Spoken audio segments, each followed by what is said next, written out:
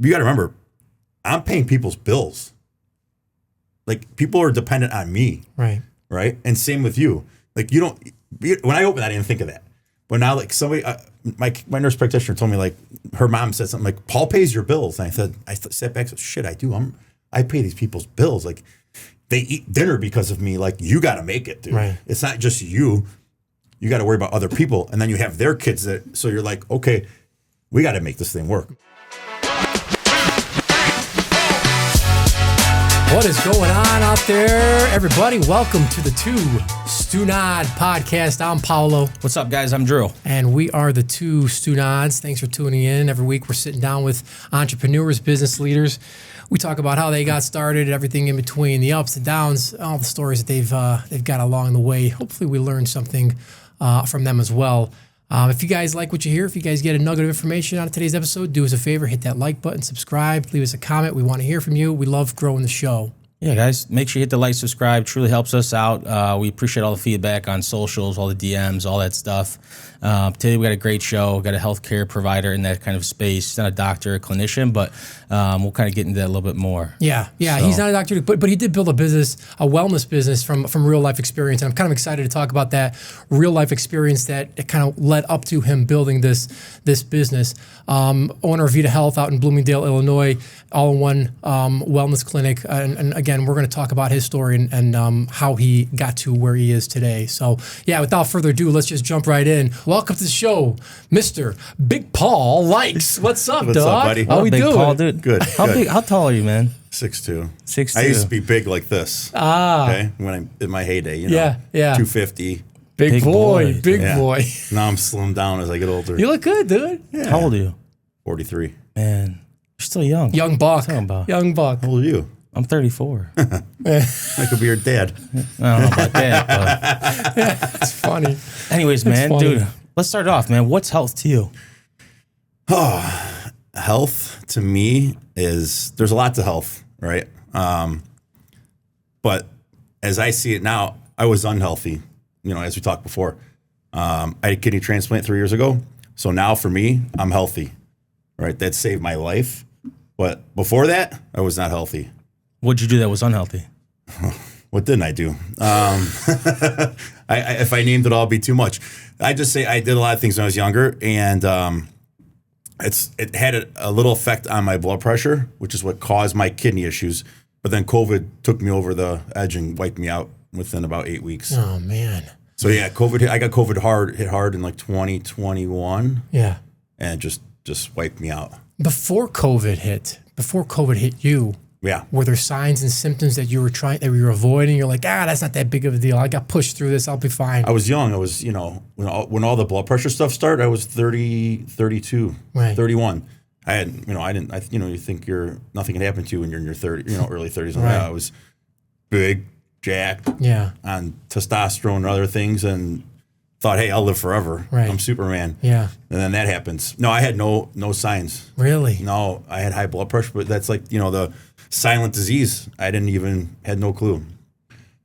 No chest pain, nothing that was like the gym. Did you feel anything? Not until I knew something was wrong. I checked my blood pressure one day. I'm like, man, it was crazy high. I'm like, I'm fine, Yeah. I got shingles that put me in the hospital, and that's how they figured it out. Oh, jeez.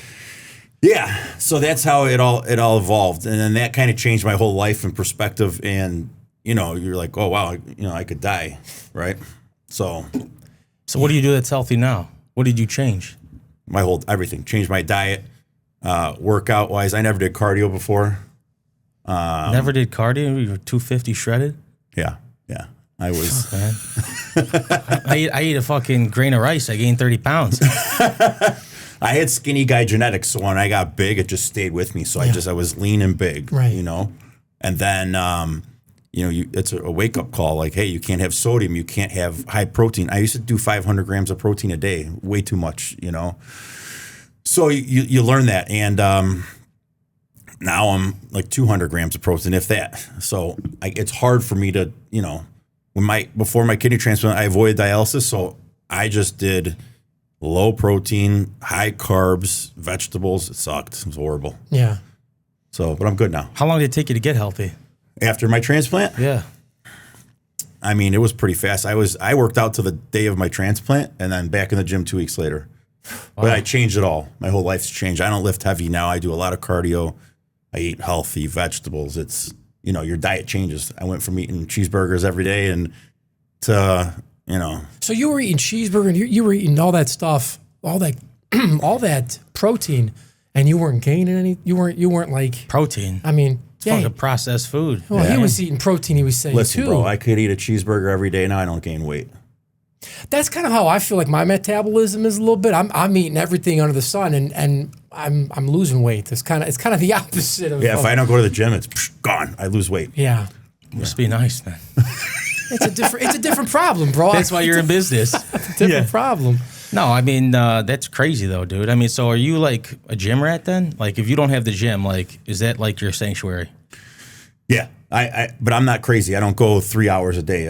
I do my 30-minute workout of weights, 30 minutes of cardio, and I'm out. You get in, get out. Yeah, I don't sit there and just work out. 7 days a week you're going? No. 5? And that's like your center space too. Yeah, I go early. If I don't go in the morning, I'm not going. Doesn't get done. I agree. You got a gym you typically go to, like to frequent? I just go to Lifetime. Nice. Yeah, I get in there, get it done, and get out. Yeah. I got to work now early, so I got to be at work. I hear you. So you started Vita. How long ago did you start Vita?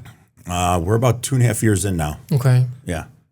And so the whole point of Vita, walk us through why you really wanted to start Vita. We talked a little bit about it, but help us understand, paint the picture for us. So I'm big on blood work now, labs, right? I never did my blood work. And if I would have done my blood work back then, I wouldn't have to go through all this. I would have caught it. And I just, like I said, you think you're Superman. It's not going to happen to me. It's not going to happen to me.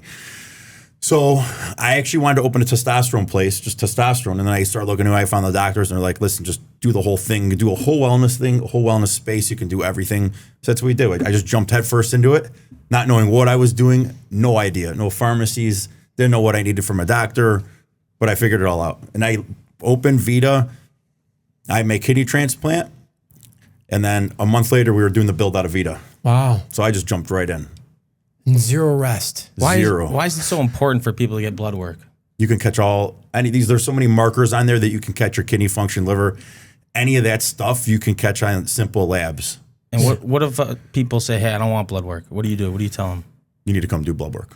It's a must, right? It's a must. It's an absolute must. Twice a year. Your insurance, if you have insurance, is going to pay for it. And even out of pocket, it's not crazy expensive. It's a must. Okay. Literally can save your life. Right. I mean, we've caught guys, when we first opened, we caught a guy's prostate cancer.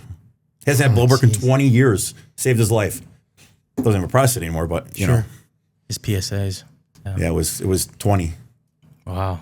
Yeah, you know about blood work. Yeah. Would you say it's just as important as taking an x-ray before somebody goes into, let's say, have some chiropractic services done? Surgery, MRIs. For sure. 100%. Right? It's giving you a window of what's going on inside. You can't fix somebody unless you know their blood work. Just like I say, we do peptides, right? Really big in the peptide space. Well, if I give you, I'm tired all the time, I want to take a peptide. Well, what if your hormones are off and your testosterone, peptide's not going to do anything. You have to optimize your hormones before you do anything, right? So very true. It's the same thing. Like I tell people too that are on all these, especially anyone 65 and older, they're on 10 medications with their primary. This one does that, and counter does this, and whatnot. And the pharmacist is supposed to be the one that's coordinating all. But then you got people that they live somewhere warm in the winter, and then they're here in the summers, and then shit gets all messed up, and then they have some sort of sign or symptom, and then they pass out. Like you got to know what's going on. You can't just put stuff in your body without knowing. Like you can cause more damage if you have way more of a surplus of some sort of vitamin and mineral, and you just thinking, oh, I'm just going to take 10,000 IUs of vitamin D. No, because I'm tired. Yeah. I all the time. Like, how much vitamin D are you taking? Like, there's always a time and a place, right? And especially seasonal stuff. You're talking about vitamin D, but yeah, it's critical. I always tell people too, it's a window in your health. If you're just shooting from the hip, if you're not, and why not? Why wouldn't you want to be proactive about your health? Yeah. Or proactive about anything, right? What's the first lesson that you learned open up Vita? Probably, man, is this going to fail? I thought we were going to fail. I mean, it was rough. The first 6 months you're like, oh man, we're not making money. We're upside down. Like any business is hard to start, right? Mm-hmm. I jumped in that not knowing anything about it, not knowing what to pay employees, not what to what pharmacies to get, what things should cost. So, I'm thinking 6 months in, I'm going to close down in 2 months, we're going backwards. But you got to give it, I think any business, you got to give it a year before you're even like, okay, now we're breaking even. Especially this business, it's tough. We have a lot of competition, a ton. Every 5 miles from every 5 minutes, you're like, oh, there's another place opening. Right. I hear every day, hey, there's another place open, there's another place here. So you have to figure out what's going to put you above them for them to come to you. Right. Right.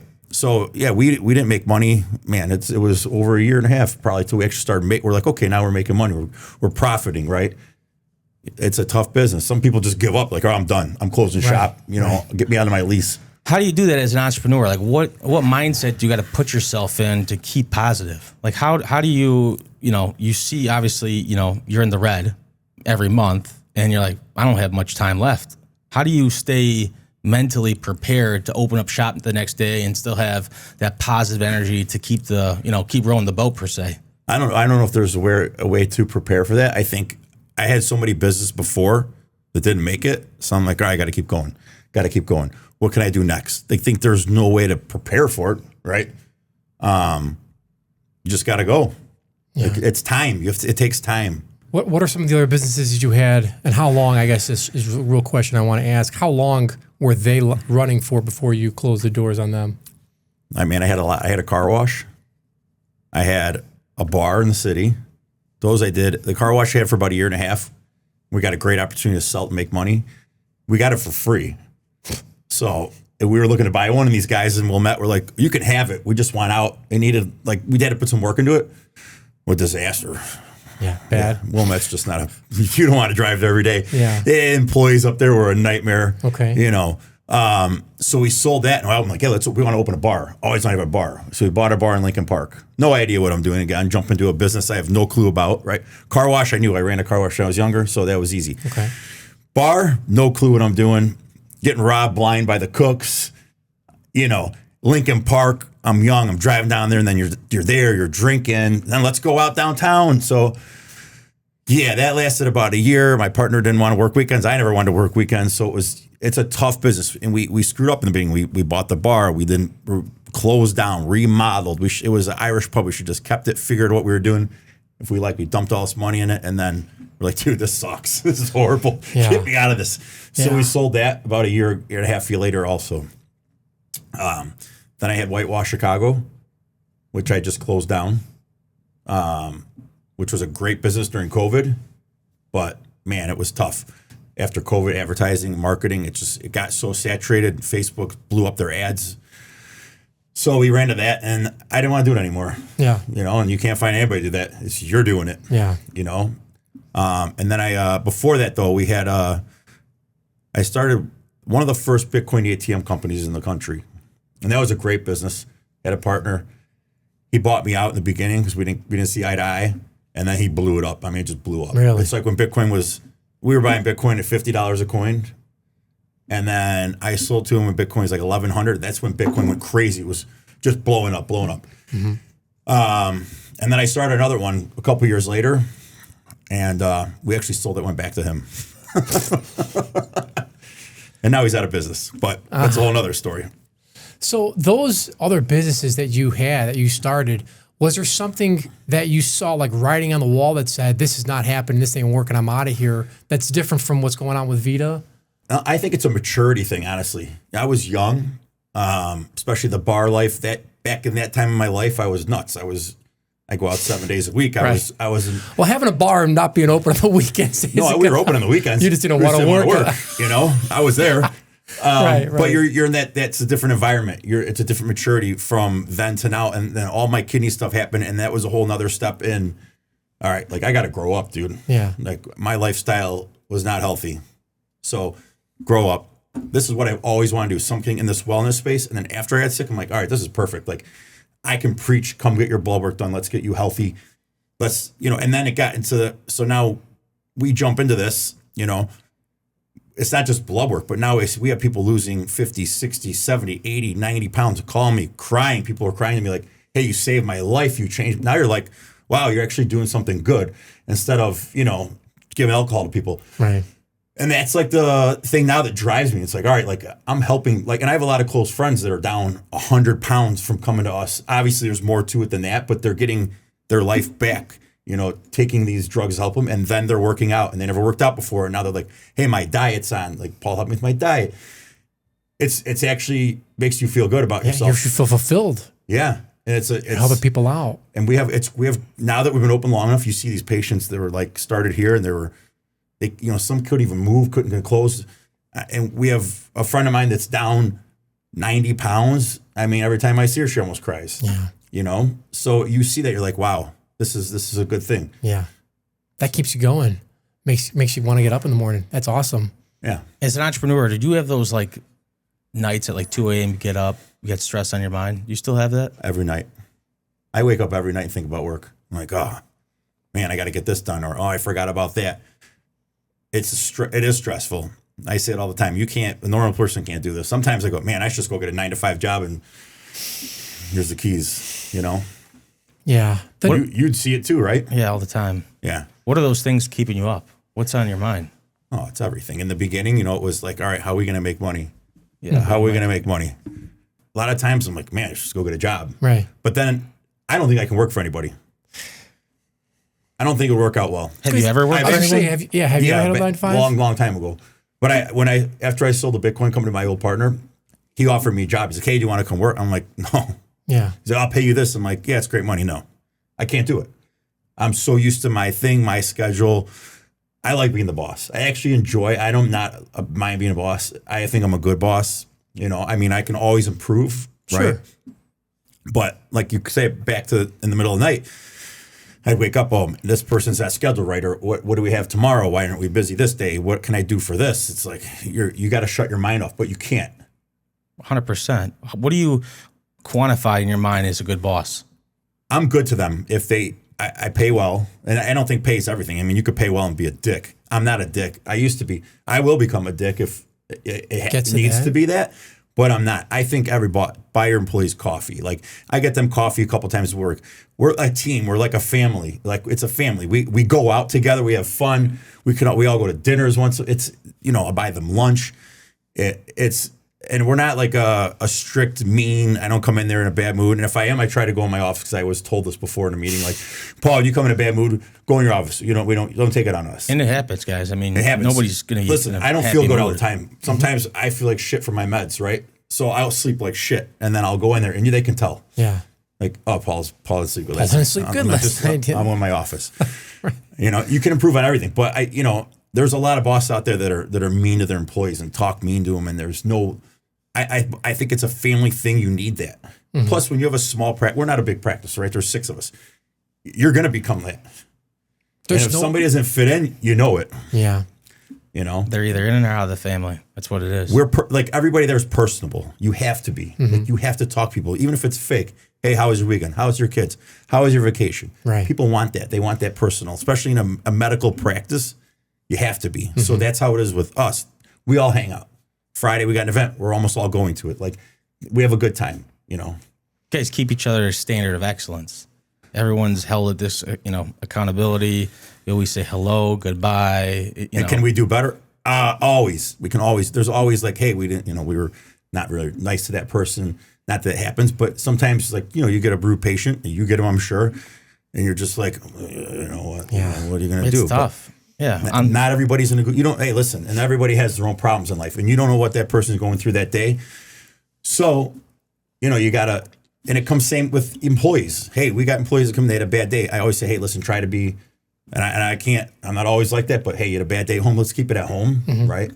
We want people to think we're nice. Right. How good are you in hiring employees? I'm the worst. Who does your hiring? My wife does now. Yeah. Yeah. I'm Why are you the worst at it? Because you can't. What can she do that you can't? She's thorough. Me, I'm like, okay. I think last time we hired, we had like 3 people that one girl didn't speak English. Like one girl didn't even have any qualifications on the resume. I would have been like, oh, is that, my wife's like, so where'd you work? Well, she gets into it. Yeah. Me, I'm like, oh, yeah, you're hired. Yeah. Oh, you smell good. You're hired. Yeah, it's a female. I feel like it's a female thing, man. Like females are very good with like being investigators.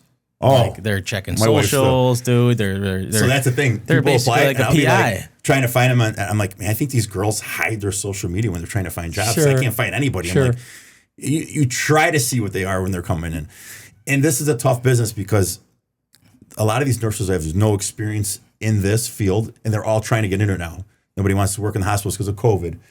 or experiencing like a small family practice. Yes. Because now it's all, corporate owned and whatnot. It's very rare to have a small practice like myself, like Paul has. Like it's just non-existent like it was when, 20, 30 years ago. Oh, the medical, it's the worst. All these like Loyola, they're all owned by corporations. That's it. Yeah, big money backing them up for sure. So it seems like you delegate the hiring. How important as an entrepreneur to delegate things that you're not good at? Oh, I think you have to. So I was always like, I don't need your help. When we first opened Vita, I'm like, you're not working there. I told my wife, you're not working there. I don't want you there. She's the, I'm a pushover. She calls me pushover. But I am. I'm like, yeah, it's fine. She's like, hey, you got it. This is how it's got to be.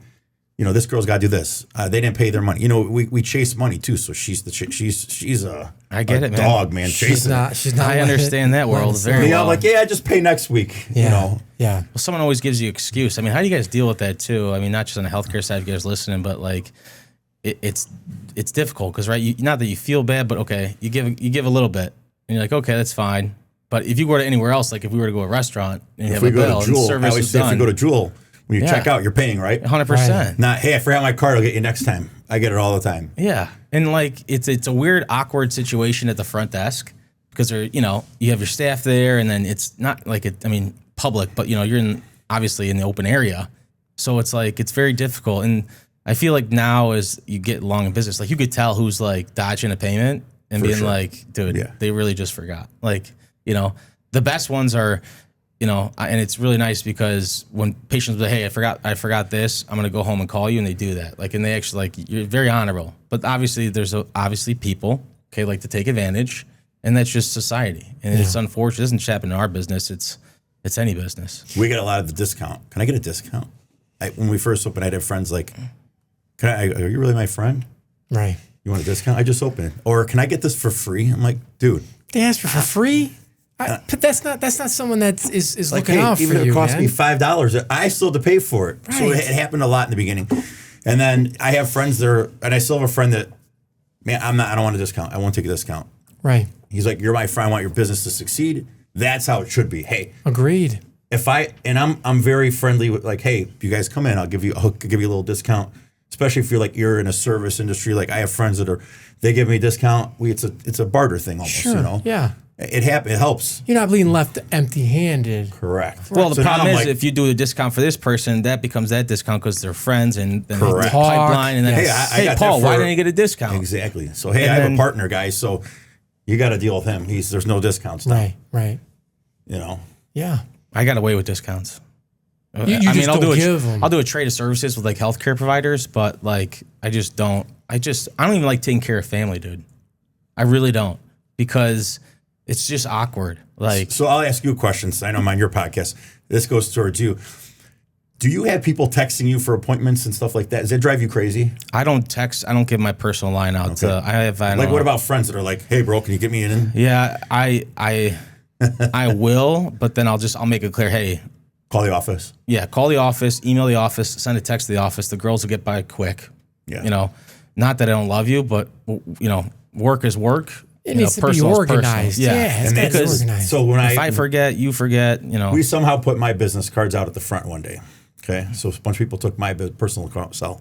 Oh. And I had a guy found out it was my personal, text me at 6 a.m. on Memorial Day weekend. Okay. 6 a.m.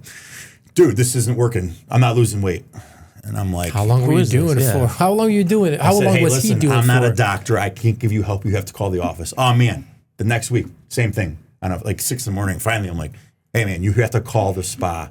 I can't help you. So there's people that have my card calling me, leaving messages because they thought it was the line. I'm like, oh, my gosh, this can't happen. So, yeah, I get that all the time. Paul, can you order me these peptides? Hey, can you get these for me? And I'm like, dude, call the office. Unless you're like my best friend, and I still don't want to do it because then I forget. Right. I got too much things in my mind, like you said. Of I'm up course. in the middle of the night. And then I'll be like, one day I'll be in the middle of the night, I'll be like, oh man, I was supposed to order that guy's stuff last week. Exactly. 100%. Right. You know, that happens to me, dude. I'll be like, I'll even tell my wife now, shoot me an email.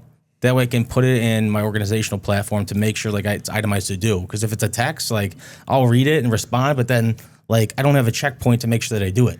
Exactly. Like it sounds like Well, overly complicated, but like you have to with the amount of communication that we're doing. There's on a day-to-day lot basis. of stuff hitting us. I'm not going to lie, I got a daily to-do basis. list in my phone now. You got to have that. I And have I to, never had dude. it before.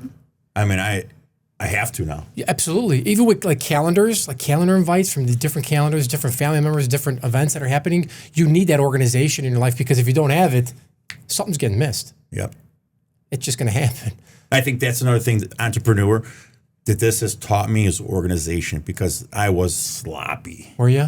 Yeah, I just fly by night. Then, now it's like you got to, we're a medical practice. Yeah. Everything's got to be boom, boom, boom, boom. There's no like, you got to have people, can you just, I don't even look at a consultation. You have to do a consultation. Like we're a real medical practice. Yeah. So now it's an and that's a big thing is organization. And I'm the worst. Yeah. I am. So this has got me in line. I still can improve. Trust me. You getting better at it though a little bit? I mean, you're holding strong on Vita Health. I got to-do lists now, okay? Baby steps. That's all. That's what it There's is. a lot more to this business than, hey, I opened up. We have doctors. We have male practice insurance. There's a lot of stuff that's in the back part, Yeah. It's a lot. Are you Italian? Half. You talk with your hands. I love it, dude. Half Italian. I love That's why he's confused by my last name. Yeah. My mom was a Fazio. I thought you were French. Fazio. I thought you were French. Okay. I'm not even French. My last name is French, but I'm not. I'm German, Irish, and Italian. Love it. Let's go back to organization real quick because I think how about this? We talk about the delegating thing, right? It was hard for you at first, right? How did you slowly release that to people? Did you feel like, was it a relief? Was it like No, it wasn't relief. Yeah. I didn't like it. I still don't like it all. And then my wife is like, you need to, and then I'll be like, no, and then later on, I'm like, man, she's right. Shit. Just cut that out. we're keeping it? But you know what? Honest to God, she's like, she'll go through payment. I don't know how to. It's too much for me. She goes through all the people's charts and payments. Hey, this person didn't pay. This person didn't pay. This person missed payment. Me, I'd be like, oh yeah, they're good. Yeah. And that's that's organization, right? And I let her. That's her job now, right? She hires. She can do that. I can't do it. I'm not good at it. Mm-hmm. I got to admit it, but I'm not. Is it hard to admit that you're not good at something? No, not anymore. No, I don't want to be good at that. Yeah, hear you. I don't want to do it. Yeah. That's the problem. I don't want to do it. Going into business, being an entrepreneur, I don't know if this is just me or if it's everybody. It's like when you go into a business and start your own business, like there's almost like that expectation that you need to know how to do X, Y, and Z. You need to know about this, that, and whatever, right? And some things you do and some things you can delegate to others. But like, do you know what I mean? Like, is there like, Who gives you that expectation? You don't feel like, hey, you're a chiropractor, you should know how to, I don't know, fill in the blank. No way, dude. Fill in what blank? They teach. I never felt like I think if you own that business, you need to know every single aspect of it, even if you don't like it. Right. You have to know it all. Right. Even like front desk. I play front desk once in a while. I suck. I don't do it anymore. Right. Right. So when I get up there, I'm like, pressing buttons, ring people up. I'm like, oh, I can't. It doesn't like, somebody gave me $100 bill. I put 100. It doesn't do anything. I'm like, this thing doesn't tell you. It doesn't like give you the change amount. It doesn't tell you that. I thought it did. Right. And the guy's laughing. I'm like, he's like, you're not front desk. I'm like, obviously, It just so you have to. You need to know that though. Right. It's just something. It's part of business. But right? it's okay for you to. But at first, it wasn't okay for you to feel that way. But slowly, you started. still feel that way. There's no way, dude. There's no way to know. Obviously, you have to be able to get nitty gritty. If you have to do it, you'll do it. Right. But there's no way in business that you're going to know how to do everything. Then maybe you're or I am putting that on myself. Maybe people put on themselves that, oh, I'm doing this. I should know how to do this. And now I don't know. You're doing that because you're comparing yourself to guys that are 10, 15 years in business that make it look easy. Yeah. That's you can't do that. There's still stuff that I'm like, oh, I was supposed to do that. Oh, okay. Yeah. You figure it out. Right. Listen, it's all about you figure it out. Sure. Right. If anything, guys, if you're listening or watching, I would rather not know everything, because when you make those little failures or those little hurdles that you go over, that's going to build your confidence so that when a big situation does happen, you're able to attack it the way you attack the little situations. So you thinking that, oh, I don't know this or that, that's fine, cool, good. Now I have an opportunity to learn. Now a bigger situation, okay, cool. This is what we did here and this point. Now we're going to combine that energy and what we've learned, and we're going to be able to achieve, again, this hurdle that we're going over. So it's a mind thing. There's nobody that'll tell you that they opened up a shop and they were confident in 100% of everything they do. It's impossible. No. It's impossible. No way. I didn't know what I was Michael doing. Jordan, if he was confident in everything he did at the second he started, no way. Right. No way. I know Especially- guys now that are billionaires that still don't even have confidence at 100% because they're always constantly changing. Well, your business is always changing too. Always changing, There's a dude. new technology. This. Same with us, new services, stuff like, I'm like, oh man, I got to get into this now. Yeah. Oh, this med spa is doing this. How do we do that? And Are like, there oh, different peptides that are being released that you need to? Is that a thing, man, or there's is a ton of, there's Dude, so many and it's out always there. something. There's so It's not many. just that. It's modalities, it's marketing, it's Everything. sales. Yeah. And that doesn't apply to healthcare. That's all across the board, any Right. business. You have to be able to pivot. And honestly, it gives you more excitement. The further on in business you are, sometimes not that you hit a plateau or like a normalcy, but you're like, okay, well, we've put out all these fires and you're waiting for that next fire. And you have anxiety that, okay, what am I doing? Because I feel like there's no more fires to put out. And it sounds weird if you guys are listening and watching, but like you get used to living in chaos. That's your normal. Every day, constantly. And you just got to walk in and you got to be level-headed. And as a boss, that's the most important, because if you're the chief and everyone else thinks that you're scared, the entire office is going to be scared, or entire business, whatever that is. I mean, how critical is that too? I mean, if you walk in, you're like, if you're telling people, oh, fuck, man, I don't know how we're going to pay the bills, they're going to think, oh, man, Listen, is Paul going to make the If there's paycheck? $1 in the account, you don't tell them. No. You can't. Not I'm saying that, thank God we have money to bank on. Sure. This business is, when you open it, you got to have a couple $100,000 to bank. Sure. All right. That's the thing. You're not going to make payroll if you don't. In the beginning, you're not making, I don't care what business it is. Same with yours. It's a tough thing in the beginning. Right. There's med spas going out of business every week, dude. There's 2 that went out of business by us. I don't know what they were doing, what they weren't doing. But this is a thing you have to be open. Like, we have to extend our hours. We have to start open earlier. Even like when he told me he's open at 5 a.m., I said to all the girls, he opens at 5 a.m. You guys complain about 9 and you're not even here on time at 9. Like 5 a.m. 5 a.m. is probably too early for us, but we need to do 2 early days. And I already said, like, next month, March, we're going to open, we got to start opening another late day, because our Tuesdays are our late days and we crush it. What's a late day? 7 p.m.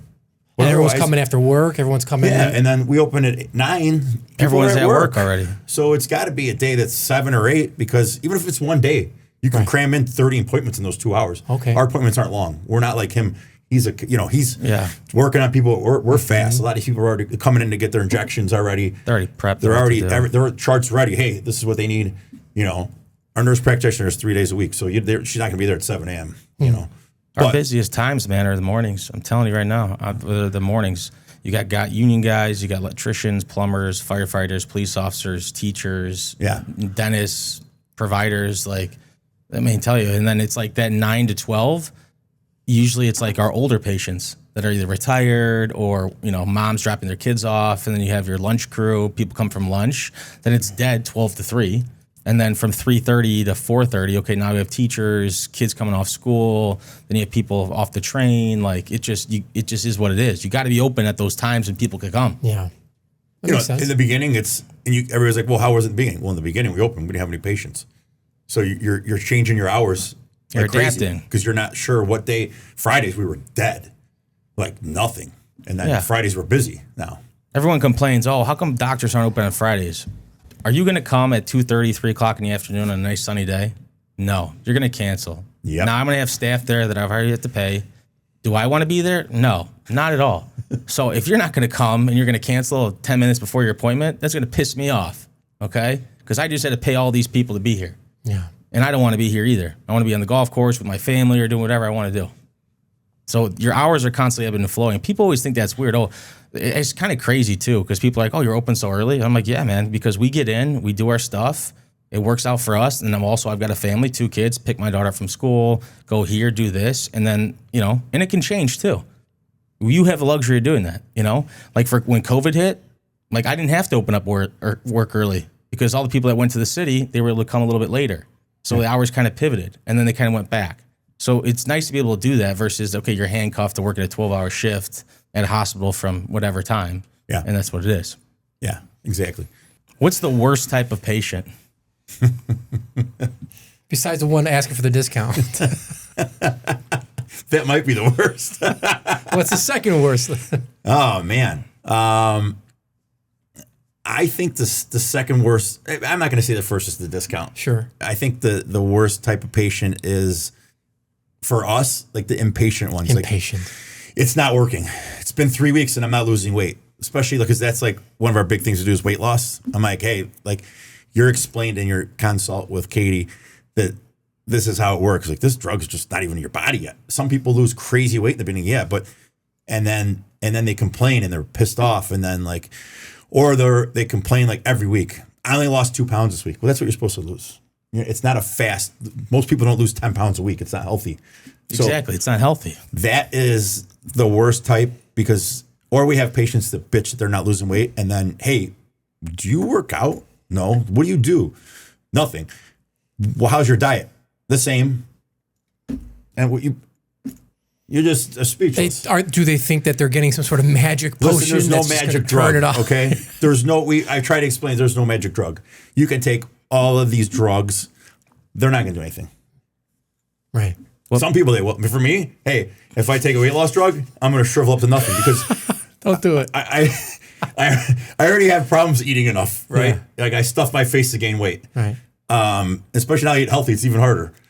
So, but I'm different, and not everybody has it. Obviously, if you're coming by me, you need it, or you have something else going on. We have a lot of people that come by us that don't need to lose weight. They do it for like the inflammation reasons, or their hemoglobin A1C is high, pre-diabetic, and it really does. That drug is made for that, so it works, and it works for inflammation issues. But that's the people that somebody that's working out, right? And it's not working out, right. Yeah. Or I drank 12 drinks this weekend. What Paul's talking about is people being coachable. If you're not coachable with whatever you do, you're not going to be able to take that information that person gave you, whether it's in weight loss, whether it's asking a mentor, whether it's asking your boss. You're not going to be able to take that information and actually be able to utilize it. You're not being coachable. Yeah. You're just taking the information in and you're not doing anything with it. You know what the other thing is? I'm big on consistency, and I say this on all the podcasts I do. Consistency is everything. No matter what, with work, a business, your kids, consistency. Like you consistently healthy, you're going to change. Mm-hmm. You consistently go to the gym. Like when I'm off, my back was hurt. 3 weeks I hardly worked out. It was like half-ass workouts. I can tell you're not consistent. Like it's the same with this stuff. If you're not consistently making your appointment every week, you're coming every other week. It doesn't work like that. Mm-hmm. We try to tell you the half-life of drugs. If you're not the half-life, if you come every other week, it's not working. It's consistent. You got to be consistent, right? My back hurts. I get something's out. I got to go see you. If I go see you once every 3 weeks, you're gonna be like, dude, what are you doing? You're not consistent. It's like taking an expensive Advil. I tell people, right? Yeah. Like you're basically paying me to take an expensive Advil. You think it's gonna work for a month, 2 months, and then you keep coming back. It's the most frustrating thing because, again, people want the satisfaction now because that's what they see online and socials, but it doesn't happen like that. It took you a year to get fat, or it took you a year to have back pain. It doesn't take you a day to get better. I'm not Jesus Christ. Okay, Paul's not, our Lord Savior could just touch you. Right. It's impossible. Right. That's what. That's awesome. You say that because we just redid my kitchen. I have a kitchen for 3 months. Okay, I ate like shit for 3 months. This is the most out of shape I've ever been. I know you guys look like you're in shape. You look good, dude. But my stomach's not in shape, right? I usually have abs. They're really hardly there. And I said to myself, when I'm driving on the way to work, I go, man, I'm like this. Oh, man. Well, I ate shit for 3 months, so I got about 3 or 4 months to get rid of it. It's not like it's going to go away like that. Right. It's consistency. Hey, you brush your teeth every day, you're going to have nice teeth. If you don't, guess what? It's the same. It goes with anything in life. Even with marketing, on the marketing side, people are like, hey, I need to increase my conversion rates by X number of percentage. And it's like, okay, well, we need to put a plan in place to see what your current percentage conversion rate is and how we can improve it and do small little tweaks, small little tests and see how we can get you from this percentage to that percentage. It doesn't happen overnight. It takes multiple tests, multiple 100%. iterations. And I learned that with Vita. That was a big thing is marketing. What's going to work and what's not. Because there's so many things to do. Is it going to work? Hey, our podcast worked. Got a ton of new patients, a ton of new followers. Yeah. I did lose my page, which sucked. My Instagram page. Yeah. But I'm rebuilding it now, and now I know what not to do. Right. But I'm getting 100 followers a day. 50 to 100. So it's just consistently posting and information. We're information. We're education. Education is what everybody needs, and it's same for you. It's the education of anything with medicine and health. It's education. Yeah, because people aren't educated. Well, what's so are you saying education is working really well for you right now, or what's working, what's not working? Marketing wise, yeah. So I'm going to say it's our podcasts are all education based, or like, hey, you're my patient, you lost 50 pounds, tell us your journey at Vita, right? That is what works. People want to hear about the success stories. That's one, but all about peptides are so big right now, right? Yeah. And I've been in peptides since 2010 myself, right? I had a peptide company back then, long story, but that is the blow up right now. So when we talk about peptides and educate on that blows up. It's like boom, boom. It's just bringing traffic to us. You got to do what works, right? GLPs too, like the semaglutide and tirzepatide, all that is huge. That's a little tougher because Meta and Instagram hate that. Google, all of it. They hate it. And you can't even suppress that information. Or? They just, dude, even my TikTok. There's health policies per se. Correct. Doesn't even matter if we're legit. People, there's so many people that put false information out there that it's just a general blanket that even if it's correct, there's no way with like AI yet to like fact check if Paul's saying something right or if I'm saying something right. Mm-hmm. Yeah. Well, that's how we lost our Instagram page. Yeah, AI. it's just you asked me if I used AI. Yeah. And that's what ruined my page. So there's good benefits to it and not. So I would take a bottle of peptides we got from the pharmacy, take a picture of it, put AI, and I'd have AI put all the benefits of it. Meta flag that, okay, as not real medication. Because the AI on there. We figured out after we lost our page. Because it happened we got 3 strikes in one day. I was saying they went back 2 years and boom, I know some reported it or what it was. That is how we lost. And I tried everything. I lost my Facebook, my personal Instagram, and Vita all in one day. I woke up in the morning, it was gone. I'm like, whoa. Email? Yeah. Well, how'd you get notified? Well, I got my Facebook. I logged in. It told me I had to appeal this thing, and I got my Facebook back. Then I went on. I advertised with Meta. The only way you can get a hold of Meta is through their advertising. So I had to make all these things to get to talk to this person. They're going to up it to this person. Then I got my Instagram back, my big Paulie one. So I'm like, all right, I'm good. I'm getting Vita back. Vita's the one that violated everything. It was all connected together. And then they're like, oh, you got 3. That's it. And I'm like, all right, I'm going to keep going. And here's AI help me. ChatGPT. What do I do next? Take a picture of it and then tell me what to do. Take a picture of it. Tell me what to do. Otherwise, I have no idea what I was doing. Right. I did this for I'm not kidding. I sat at my computer for like 3 days at work doing this all day, trying to get it. That's the stress you don't see.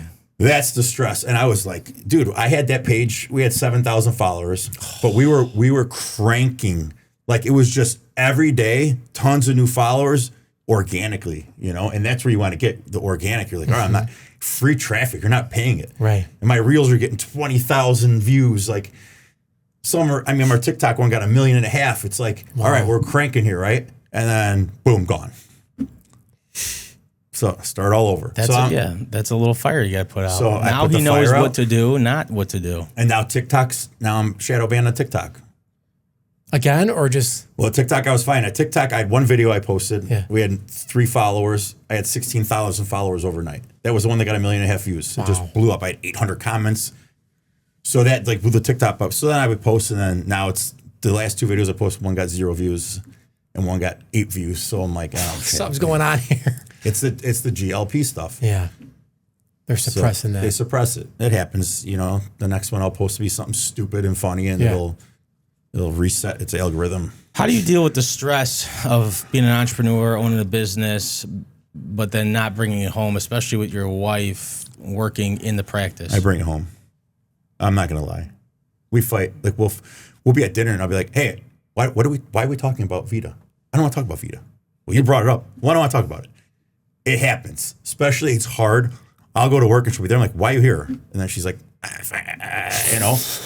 like, I don't even mean to do it. It's like, it's hard to go home. You're with her. You're at work with her. You're out with her. not it's a bad thing, but like there's tension at work. Sure. There's a tension, right? We don't always see eye to eye, and I'm always wrong. I'll admit it, because when it comes down to it, I'm like, oh, she was right again. Big man.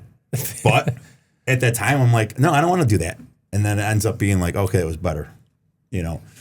So How I do you do bring it manage home. that, though? You're not supposed to bring it home, and I'm the worst. I'll bring it home. Then we'll actually get in fights, like full blown. We don't fight a lot, but we'll be like a stupid argument. And then she's like, "Why do you talk to me like that way?" And I don't even realize I'm talking that way anymore because I'm just so set, you know. Yeah. Why is she so passionate about it? About the business. Yeah. She's not passionate about. She's passionate about me succeeding. She's always had my back on that. Like she's like, she was with me from when I was broke to building this, and that shows a lot too, right? She was there for when I had my kidney transplant. I almost died. Listen, I was like, "You're not coming to the hospital. I don't want you to stay in the hospital with me. I'll be fine. I got 5 books to read, dude. I thought I was gonna die in there. Yeah, like, it's scary. You bro. think you're gonna be, dude? I'll be on pain meds. I'll be fine. The pain I was in, dude, was undescribable. I mean, I couldn't even go to the bed. Like, so then she's just the whole 5 days she was in there with me. And she didn't leave. You know, it wasn't the best experience. So she could care less about Vita. She cares about you. She cares about Vita because she knows Yeah. it's me. But that's what. You're her number one. Yeah. Yeah. What's your wife's name again? Kathy. Kathy. Shout out to Kathy. Kathy and I actually went to high school together. She's awesome. Yeah. Small world. It is small world. What's something that she does that makes Vita better? Oh, everything. She's there. She holds it together. That, not saying it wouldn't be together, but she, you know, going after the payments, that little stuff that I don't want to do. Yeah, she's that I like the suck glue. at, she keeps it together. Yeah. You know, otherwise you're gonna lose a lot of payments. Yeah. I didn't chase them. I didn't go look. She's going back. Okay, all right. We got this patient. This patient. She goes through the weeks, their charts, and she can see when it was paid. I'm not doing that. And do I want to pay somebody else to do that? No. You said you didn't want her originally to help you out. We beefed about that. Talk to me about like how how she ended up coming in then, like, because if you're trying to hold her back from it, but she's like, no, I want to He do had to be in a this. pinch and she needed him. Or you Let's needed hear it. her. So Let's I hear needed it. a front desk girl because you know my front desk girl now was I'm there. calling it right now. I'm calling the story. I've been in this. I've been in the situation. 100%. I need I've the been front. in the I needed her. situation, She's like, dude. Yeah. I'm gonna work those 2 days, Saturdays and Thursdays. I'm like, all right. And then it got into it where right now she's doing this, and then she's doing that, then she's doing back end stuff, and then I'm like, well, I didn't know I had to file these payments. I thought it was gonna be easier. Well, I don't know this EMR system. That's I mean, I know it, but I don't know that I can do that or I have to do this. And I thought it would be a lot. You think it's a lot easier than it is to get payments, but it's actually confusing. Yeah. And for the record, EMR stands for electronic medical record, or EHR, electronic health record. Yeah. So it's just that's how it got brought in, and now it's like she'll be there. Like I said, she'll be there on her day off, not on that Tuesday or Thursday and Saturday, and I'll be like, "Oh, what are you doing here?" I'm working. I'm like, "Well, you can work from home. Go home." And then that's a whole other fight right there. Yeah. Well, you don't want me here? Why? Why don't you want me here? It's not that I don't want you here. Right. Right. You know what? I see you in 3 hours, Yeah. honey. Yeah. We don't have any kids together. I have a son. She has a son. So and my son's he's gonna be gone next year. So that's sad. How old is he? 18. Is he going to school? Yeah. Where at? He's gonna. He's accepted at where's it? Mizzou, Arizona State, and DePaul. But he wants to go to FAU in Boca. That's like his. I'd like to go there too. Yeah. I was 18. Yeah. Yeah. So we'll see where he goes. But I want him to go away, experience it, get out of here. Yeah. Don't go to community colleges. Just go. Yeah. Get that real life being on your own. Real life friends that Yeah. experience your connections. Listen, and I'm big on this too, especially and I know you are too. You have to be. Connections is everything. I've learned that who you know actually matters. I know so many people now. In this podcast for me has been great because we get a lot of reach. Obviously, people they'll be like, "Hey, I watch your podcast. You and Katie are awesome." Like, "Hey, we learned so much. I love your." First I'm like, "Is this going to work?" Because you don't know what's going to work. "Hey, your podcast is awesome," and then just being Vita, you meet a lot of people, and then you're introduced to this person. This person's got this connection. Mm-hmm. I got friends that are millionaires, and then you got their connections. They can help you out with this. And I tell him all the time, college is going to give you that connection with a lot of people that you wouldn't meet here. Yeah. Yeah, you utilize both here and college for sure. Yeah, I didn't do it, so Yeah. What's your favorite movie that you could watch over and over and over and never get tired of it? you're not going to make fun of me. No. Beetlejuice. Really? I wasn't expecting that. I love Beetlejuice. Who's your favorite character? Yeah. And Christmas Vacation, but There you go. Okay. Beetlejuice. Yeah, who's your favorite character? Beetlejuice.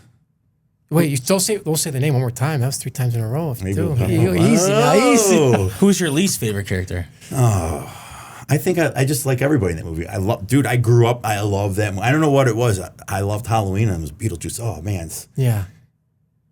and I had like a train set when I was little. Like Was it Beetlejuice or was it? no, but then like they have that little Halloween? town. I'm like, this is awesome. I want that in my that little basement. town's pretty neat. Big Yeah. Halloween guy over here. Yeah. Yeah. Well, not really, but when I was little, I loved it. What's some of Beetlejuice's best characteristics that you see? Is he funny? Is it just, what would you say? Why would you say you pick him as your favorite character? I just love the guy jumping out of the grave and grabbing the girl's legs. I was like, Yeah. man, this is awesome. Yeah. When you're a little kid, and then remember when they died and they go through the brick wall and then all the guys fly in their flat. I'm like, I was amazed by it. Right. Yeah. So you like the movie? You like the design, the aesthetics more than anything? I know it's a weird movie to like. No, it's fine. It's a fine. first, yeah. Yeah. I wouldn't expect that. No, neither You would got to I. be original in your life. I Yeah. agree. It's all about being original. I agree. So as a dad, and obviously getting your son to that, that pivot point in life where now, okay, he can go and do his own thing. Like, what would you say are the top 3 things as a dad that are most important, at least to you and your son, that you did? With it. Or whether with him, or whether it's teaching him, or that you could pass on to I think somebody. So my dad and I didn't get along ever since I was a little kid.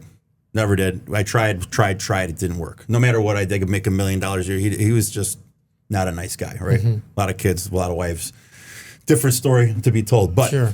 I wasn't the greatest dad when my kid was born. I was out of my mind. I was, out of my mind. Yeah. I was not a good dad.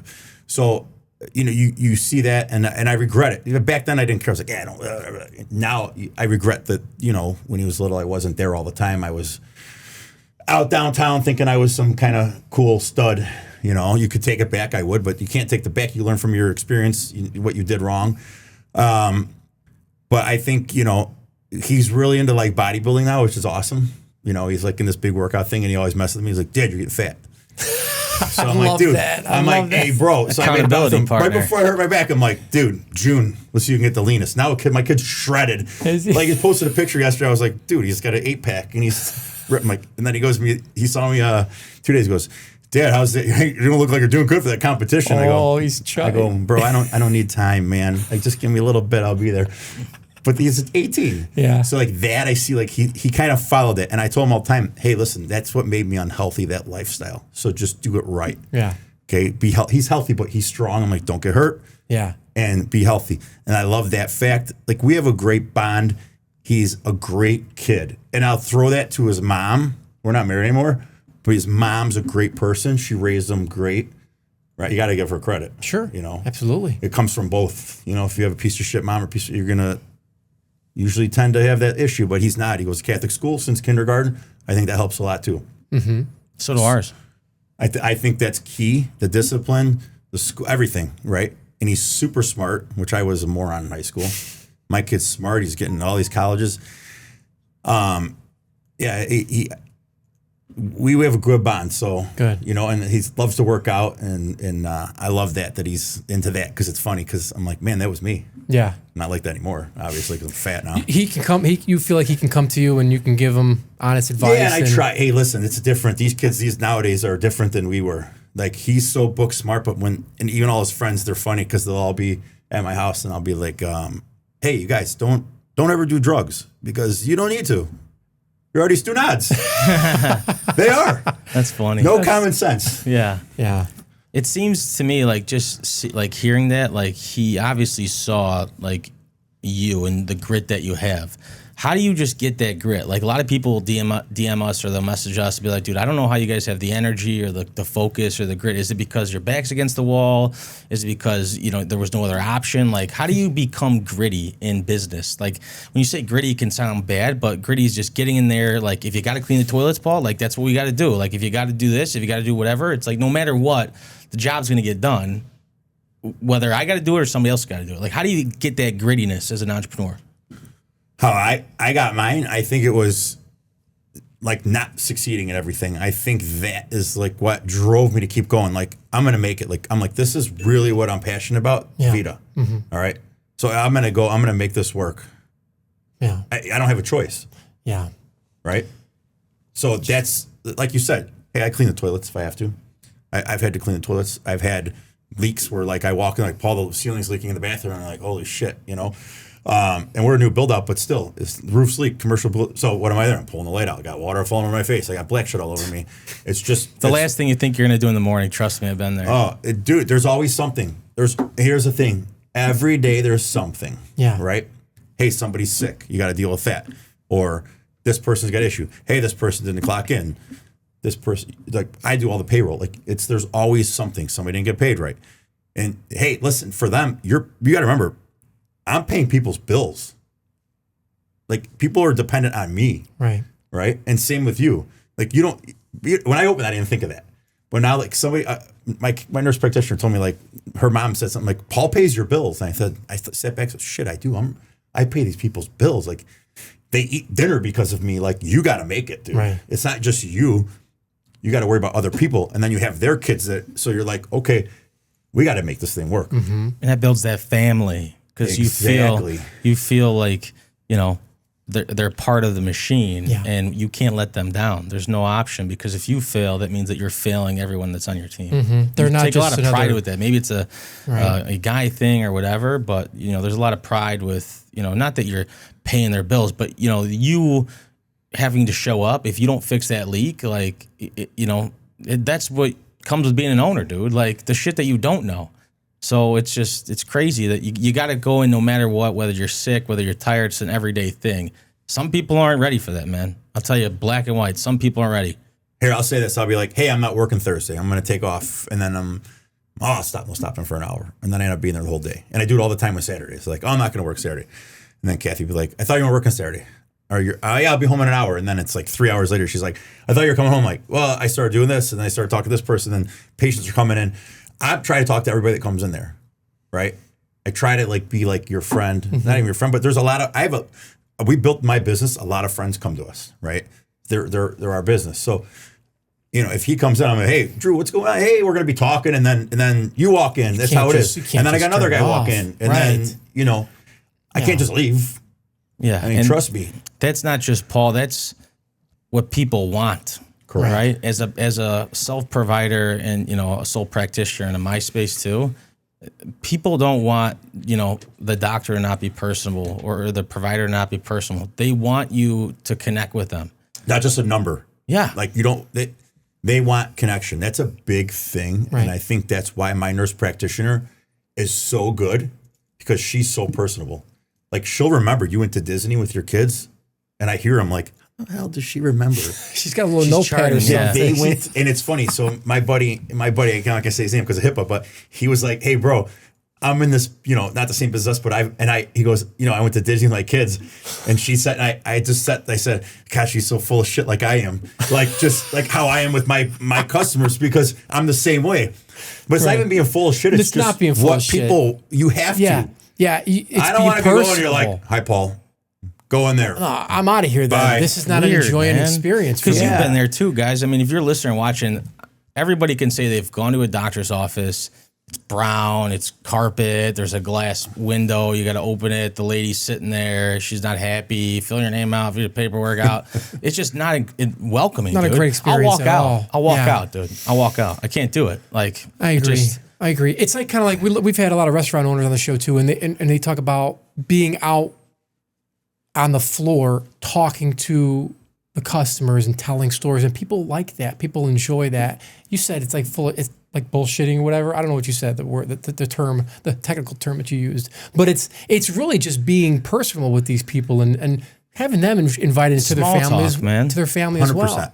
Yeah, you have to make them feel comfortable. Exactly. You know? I mean, there's some people that you can't. It doesn't work, right? We have some patients that they're in and out. Bye.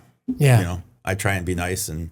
Some patients are just awkward. It is what it is. It is what it is. Or they're embarrassed to be there. I don't know. You don't know their life story, and there's always a life story to somebody, right? That has their issue. Right. So It's a life story to everyone. Everybody's got a demon. Everybody's fighting something. You don't know what their day is. So, hey, I tell all the girls, hey, you got to, be nice to everybody. We can all improve. Hey, there's days I go, I don't want to talk to anybody. I was saying, do you have to tell yourself that sometimes? I tell myself that all the time. Sometimes I just go in the office and do my stuff. And if I know I will call, I just close the door. But it's funny. I'm in my office in the front, and I'm not kidding. Every day, all day long, people walk in. Hey, man, what's going on? Christmas, I got so many bottles of wines and gift card. I'm like, wow, this people actually like me. People like it, yeah. Wow. That's always the nice touch to it. At the end of the year, you get those gifts or like people write you thank you cards or whatever. It means that you're doing your job. You know, I mean, you're helping They wouldn't people. be doing that if you weren't. Well, yeah, that's the key, man. Like that's what builds like Vita versus a competitor, or Forza versus a competitor. It's the people, it's the brand, it's what you represent, what your standards are, right? Like your standards are, when I walk into Vita, I'm gonna be greeted by the front desk. They're gonna have a smile on their face. It's gonna be clean. It's gonna be organized. They're gonna have my appointment on time. I'm not gonna be waiting 15 minutes. I'm gonna come in. I'm gonna talk to Katie. We're gonna review our stuff, and we're gonna go. Like it's executed and dialed in to a system that's personable and one-on-one. It's not just like you're going to see a random healthcare provider today and somebody that's different. Well, that's the big thing. And I don't know for you, but like turnover, like I try not to have turnover with our practitioners, anybody that works there, right? Like you want to keep the same, because it looks bad. And we had a lot of turnover in the beginning. We didn't, you don't know what you're getting. Now it's like, people move away. We had a great girl that she moved away. What are you going to do? I can't stop somebody from moving, right? But I try and keep it like, you have to pay them good. Okay. And you got to treat them good, and they're going to stay with you. Obviously, some people find better opportunities, or they want to go start their own thing, or they're going back to school. But like people, like you said, they want to see the same faces every week. If you have a different face, like, oh, wow, we even had it said before, and we had a couple girls like change. One girl went to school and got a nurse practitioner, and she got a new job. Man, you guys, you go through a lot of people here. Like, yeah, older, I ask you, hey, where did so-and-so go? Because like they miss them. Right. Yeah. Like we have a very high retention rate for staff. So like one of our longest standing girls been with me for 6 years, and like, or 5 years, 6 years, one of them, the other one's 4. Like it's expected that they're there. Yeah. And when they're not, they're like, oh, is so-and-so sick or whatever? Like, oh no, she had this or that. Like she'll be here tomorrow. Like, don't worry. Yeah. Yeah, people are scared of that change. They want to know that consistency. They want consistency. They feel that consistency. Well, that's a big thing. Comfortable people with don't it. like change. It's in real world, and I don't like it. So that's why it's hard to like sometimes for me to change the things I have to do there. I'm set in stone, but you're like, all right, I got to change because we can do this better. Yeah. So everything there's improvement in everything. We do things right now, but we can improve on so many things. And I have a list of everything like, hey, this needs to be done different here. Front desk needs to do this different. Like, hey, we close at 5. Why did the alarm get set today at 4:55? We close at 5. 5 minutes is a lot. You can miss a phone call and miss a sale. It's happened to me, man. Where the phone, somebody left early, said, hey, I have an appointment. I'm leaving at 12:45, close at 1. Like, you're getting paid to be there anyways. So, Exactly. And then you leave, and then, okay, like our answering service doesn't kick on until the hours close. So, like, okay, well, you just, somebody could have called. They needed help or whatever. Yeah, Like I don't like letting people down. Right. If I say I'm here and I'm going to be here, like you can trust me to be there. When people don't do their job or they leave early, and I get it, whatever. Nobody's there. But like, okay, what if somebody is? What if you were calling? Yeah. It could happen. Absolutely. That's just attention to detail. And that's what we hammer our staff on, is attention to detail, because the details matter, not just in business, but in life, in your personal life, your family life, in your health, in your wellness, everything like that. It also sets you apart, though, too, wouldn't you say? Because it's like, almost all places, maybe they just do the bare minimum and that's enough for them. But you doing the details, people will see that you got the details. People will see the trim that you got on the ceiling. People will see that you're there till 5 after the time you say you close, whatever it is. Like, and that's something we can improve on, because I see it all the time. I'm not always there till close, and then I'll be like, I don't think they know I look. Now they're gonna know, but I'm like, happened today, 4:54 the alarm set. I'm like, 6 minutes, dude. We shouldn't.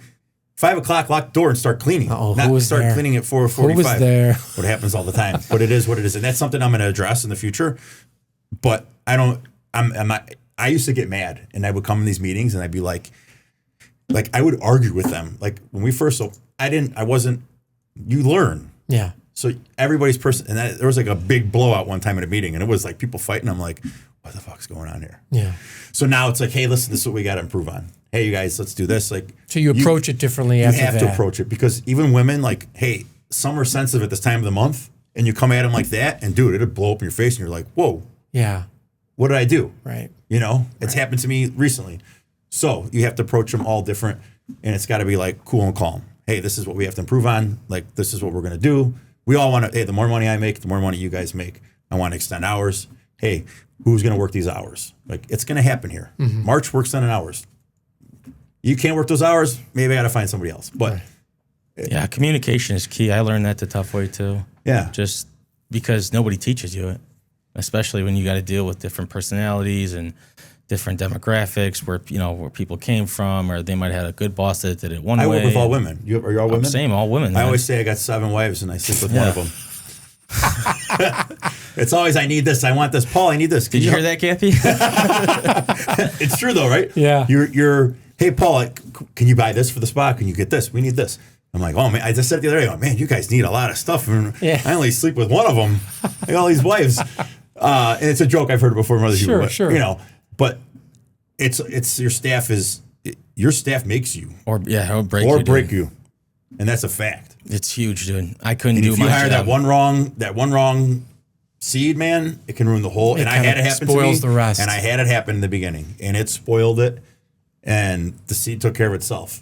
Okay, that's what happens. But it could have really like put you under. And that's why Kathy handles And that's why Kathy handles it. Because if I hire her, be you smell like roses. Hey, you're hired. Hey, you know. Come on in. Yeah. So yeah, that's I think the big part. It's a family, and you got to communicate. How good is Katie at her job? Excellent. I've only met her once, but was she a nurse before? Then went back? She was a nurse, labor and delivery. Oh, nice. Then went back. That's why she's personable. Yeah. And then She needs to be. so crazy story.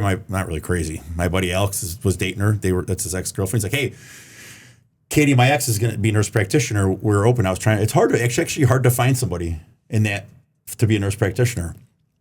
There's not a lot out there that are like, hey, we're going to jump into this thing. I'm not even open yet. And that was the hardest thing. We opened to find people because you don't have any like accountability. Like, hey, we're Vita, we're opening. Like, who are you? Yeah. Like you're non-established. Right, Okay. yeah. You're not a doctor. Okay. So Katie was supposed to get it, and then we opened, and she didn't get it. Like she hadn't taken her test. I'm like, Katie, when you take the test? She's like, next week. And then it was like next week. She's like, I'm still studying. So we had to hire this girl, Gina, who was awesome. And actually, Gina saved us. She came in and trained everybody and trained Katie because nice. she was like, this is her thing.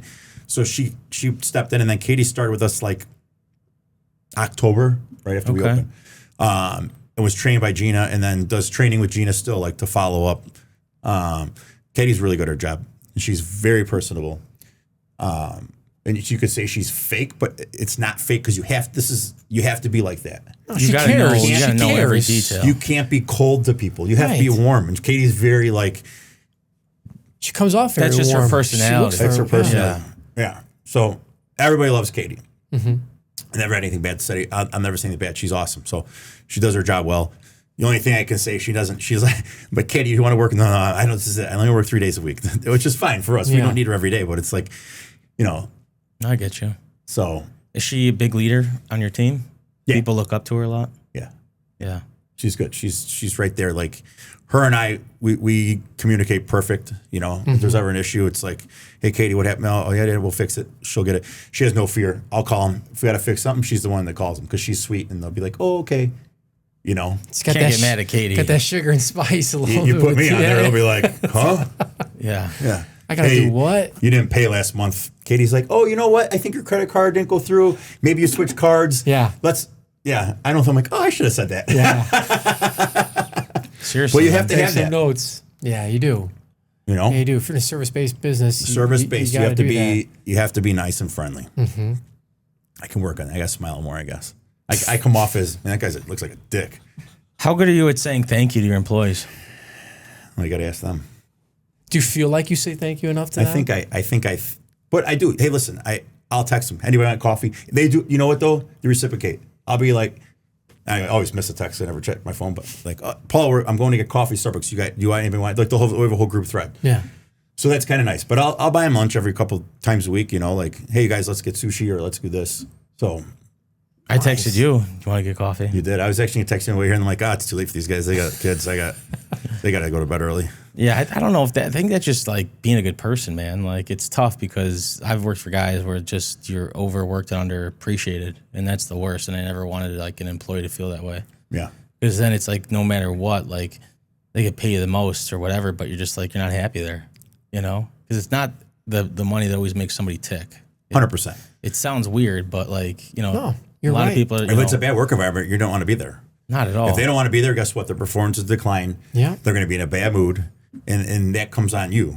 So if I put that reflection on them that, I'm not nice to them and I'm, dictator and you do this, you can't micromanage. They're not going to like you, and they're going to show, and they're not going to perform. Right. Yeah. Then you get a bad client experience, and then you start getting bad Google reviews, and then it goes down the rabbit hole. Mm-hmm. And we've had a couple bad Google reviews. How do you address those bad Google reviews? Oh, I'll call them. We had a bad, like a one that was left, and then I screenshot it, and I was like, and then it was gone. She took it down. I didn't know she took it down. Okay. So they're like, oh, I called this lady, and I recorded it. And it was like a 20-minute conversation, her apologizing to me because she was wrong the whole thing.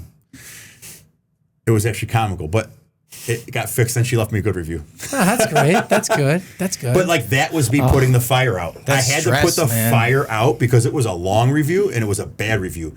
And she deleted it right away.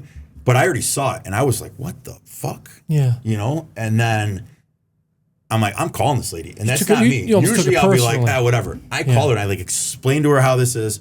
Listen, our biggest issue is pharmacies. They suck. These compound pharmacies, sometimes you get the thing, like you order today, it comes tomorrow. Or one we had a problem with was 4 weeks getting stuff. So that was a compound pharmacy issue, like an issue with some medication she ordered. It didn't come on time. And then she blasted us saying all this crazy stuff. I'm going to call her. I said, hey, listen, this is a pharmacy issue. And then she was and then I'm like, hey, listen, I understand, but I saw your review. And she goes, how'd you see my review? I took it down. I said, oh, let me read it to you. And I read it to her.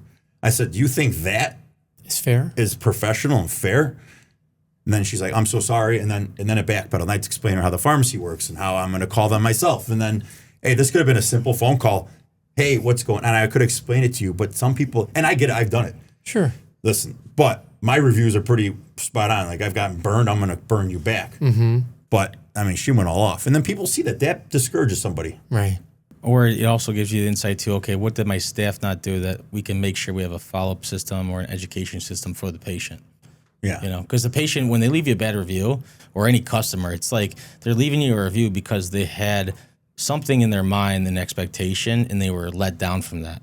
And so that's why it builds that, frustration where they're going to, reach out and lash out in the review. Yeah. And it's difficult because you because of HIPAA in the healthcare space, you can't very detailed explain what's going on because of that. That's why having to pick up the phone is the best option, because just for HIPAA and, patients' files and what's going on, you can't explain that stuff. Mm-hmm. So as a provider too, and as a healthcare provider, you're handcuffed in that sense. No matter what, like they can write whatever you want, but you can't respond to them in a way where it could be detailed because of HIPAA. And that's just what it is. I used to reply, thanks for your experience. We look forward to seeing you again. That's what I would always say. Yeah. And then you come off as a dick. Right. Yeah, so yeah, like you're sarcastic. Well, here's the thing, like exactly. If you get a bad review, right, and let's say I have one now, and okay. I have no idea who it is. It's like a fake name, and I saw them like leave 4 other med spas bad reviews, so I don't know what it is. But it was like they never called me back. I'm like, okay. But here's the thing. You responding to that, saying, hey, sorry we missed your call. Please give us, we'll call you back, leave us, whatever. Try to make it right on that review without giving any kind of information, right? That enough, I feel like, is showing everybody else that you're trying to make it right. Or if you have 100 good reviews and you got 1 bad, you're like, something's up with that person. Exactly. It is what it is. I always say, like, I never want, anybody to have a poor experience. So when I pick up the phone and call you personally, especially if it's after hours, like I'm calling you on my own time. That's not work, dedicated. And I never want anybody to have a bad experience. And if I can change that experience, I'm not asking you to give me a 5-star review, but give me the opportunity, okay, to make it right at least. If we did you wrong for whatever reason it was, and you're not happy, then let me at least have an opportunity. And if you don't give me that opportunity, okay, well, at least I took a shot to make it better. And I can address that in the response to the review. So that's what I always do anytime. And good reviews are hard to get because a lot of people don't leave you a review unless it's bad. That's how it works now. Yeah. So you're almost begging people to give you good reviews. You know, hey, can you leave us a review? How's your experience? Oh, I loved it. Can you leave us a review? Yeah, I'll do it when I go home. Like, can you do it now? Because I know they're going to go home and they're not Nobody's going to do it later. Nobody does it later. Nobody does it later. You know? But if I'm at home pissed off that I had a bad meal that I got sick from, you're writing it on the way home. I'm ChatGPT. Well, what should I say to make this like burn in their system? Right. So, yeah, I don't... reviews are reviews, you know. I think we do what we do, and there's always something we can improve on. And I'll say that forever. You can always improve. Sure. You're never going to be the best. There's always somebody better. There's always somebody with more hair than you, somebody with more muscles, somebody better looking, somebody with a better business. And it's always going to be like that. You're never going to be top dog. And if you do, awesome, but you're still somebody's going to pass you up eventually. Yeah. It's just how it is. So I do what I can the best and just keep improving, you know. Yeah. There's a lot of things I have a list of stuff I could improve on right now. And that's just how it is. And then you just got to knock one off. You know, my business partner made it clear, like, Paul, you need to do even if it's a journal, write down like things you need to do. It's going to help you. And then I just do it with my phone now. But man, because I forget. I'm old now. You're not old, dude. You know what the girls tell me old. every day? They tell me, Paul's got dementia. You're not old, bro. What's a notes app that you use? Is it just Just the notes. Just it says to-do list. I just put a thing underneath them. As I do them, I knock them off. Yeah. We call that a power list. Power list, to-do list meets my to-do list. But I still have stuff on there for like 3 months ago I didn't do that I know, like, you know, even like not even just work stuff, it's life, right? Hey, real ID, I got my real ID. Put it in there, getting my real ID. You know, got to book my tickets for Colorado. Got to do this, you know. Hey, it's my wife's birthday. Be nice. Oh, man, that's funny. But that's just life. And like I said, that's my two big things is like you can always do better and consistency. So I think if you're consistent enough, you're going to succeed. You know? And don't give up. Don't give up. You can't give up. Do you know how many times I've wanted to give up? And I gave up before. I have in a business. I'm like, and like the Bitcoin, I gave up the second time I did it. It just got, I'm like, I'm done. This isn't going to work. I could have kept rocking with it and probably funded more money and then really blew it up. But it's a lot. I was going, my kidding. That's when I was like the end, and I was like, I'm flying every week during COVID. I'm like, I'm done, you know? Yeah. But you can't. You got to keep. But I like, this is I love this business. I love helping people. So I just got to go forward, you know? What's your biggest hurdle right now being in business? Like, what's your number one challenge, like, that you can think of as I talk about it? My number one challenge? Like getting to the next level. Like I'm kind of stuck at where I'm at. What's the next level? There's a couple, like monetary wise, like I'm stuck. Like, okay, what can I do to get to this next boost up, right? Like even where I'm at right now, I'm like, oh, awesome, right? But what can I do to grow this, right? How can I get this to this next, like, you know, bang? How do I get it? What do I gotta do marketing wise? Like my podcast, Vita Podcast, really got me a big jump. Got us a lot of like known or followers. People are like seeing it's us. It's a lot of information, a lot of education. But what's next, right? I can't do marketing on Facebook. Doesn't work. Google ads just are insane expensive. Yeah, I can't even. I tried to do one last week for Lisa. Her move was like $50 a day. You get. I'm like, that's it. 3 like clicks. Like, come on. Not even a conversion. Yeah. Not even just conversion. An impression. And no, that's a whole other world. It's Google ads. Google ads. Yeah. And I was really good with Facebook ads with my whitewash, and I like mastered it. And then all of a sudden, like it just kept going up. Meta's like up, and then I'm like, you're telling me like $40 a click now? It was like $6 during COVID. Yeah. $40. I mean. Yeah, they have their own algorithm. It's like Vegas, correct, in my opinion. And it's then like Christmas Vegas. and in like holidays, it would go crazy high, and I'm like, this is crazy. Yeah, because Metas, they follow that. They do they raise their rates, or what do you want to call it? That's why it's tough starting business now, dude, because there's like so much paid advertisement. Correct. That like if you have a solid business where you can like generate referrals, like it's great. But the problem is you know, when you want to get to the next level, you can't just rely on your referrals because they don't always come. And not, you know, you might have a month where, hey, I had 15 referrals, and then the next month you had 2. It's not because people didn't want to refer you. It just plus we're a luxury, okay? a luxury business. We don't take insurance. We do it like your blood work insurance, but everything there is a luxury. So, hey, if times are tough, you know, You're going to feel it. I'm not going to not put gas in my car and go see Paul. I'm going to put gas in my car. I'm going to feed my family. Right. You know, so you feel it, you know, and we've grown like from a year ago, but now I'm feeling it like January. I'm like, oh man, January used to be like a big, I don't know if you noticed, January used to be like, for you at least, we're going to go get the fitness. It's like Lifetime's me. It's not like that anymore. Lifetime's not slammed when I go to the gym. It's not like, holy shit, it was January 1st. It's slammed. It used to be like the big rush. Everybody's going. Right. The resolutioners, we the call resolution, them. it's kind of that resolutioner thing is kind of gone in my eyes. I last year I noticed even at Vita that January wasn't my best month. January this month isn't my best month, no matter what I do. And I'm like, we crushed it in the summer, which was nuts. Like we had a really great summer, and I thought we were going to be slow. We just jammed, and it was like a big growth for us. And then we kept like steady, but now I'm like stuck. All right, so now what do I have to do? You know, it's a marketing thing, right? And it's just like, what's the next level? Because hey, listen, people come and go, right? It's a follow-up thing, and that's one thing I got to prove on follow-up. But I think that's my biggest hurdle, and my next thing is like, what's going to grow me to the next level? Because advertising for us is tough, you know. So it's like, what do we bring on next? And there's a lot of new services and new peptides and new everything, but that every other med spa is doing it. Yeah, that's the thing. When we opened 3 years ago, there wasn't as many med spas. Yeah. Peptides weren't huge. We knew we were doing peptides right away. Now it's everywhere I go, it's peptides. There's or girls online. Online, and there's these med spas, these girls that are, I'm like, this girl's never taken a peptide like in her life. Shouldn't, like I hear them talk and I'm like, right. From another med spa like this by us we had a patient switch to us and she's like, yeah, their nurse practitioner follow up. I have no idea what I'm doing. I asked them for a peptide for muscle growth and they gave me one for weight loss. Like recommend one. I'm like, whoa. So that's what I bring to the table. I know peptides. Dude, I've been in it forever. I was shooting peptides in my traps before anybody knew what a peptide was in 2010. You know, I was like IGF in my cat. Like we were stupid back then. Yeah. Now everybody's mainstream. Right.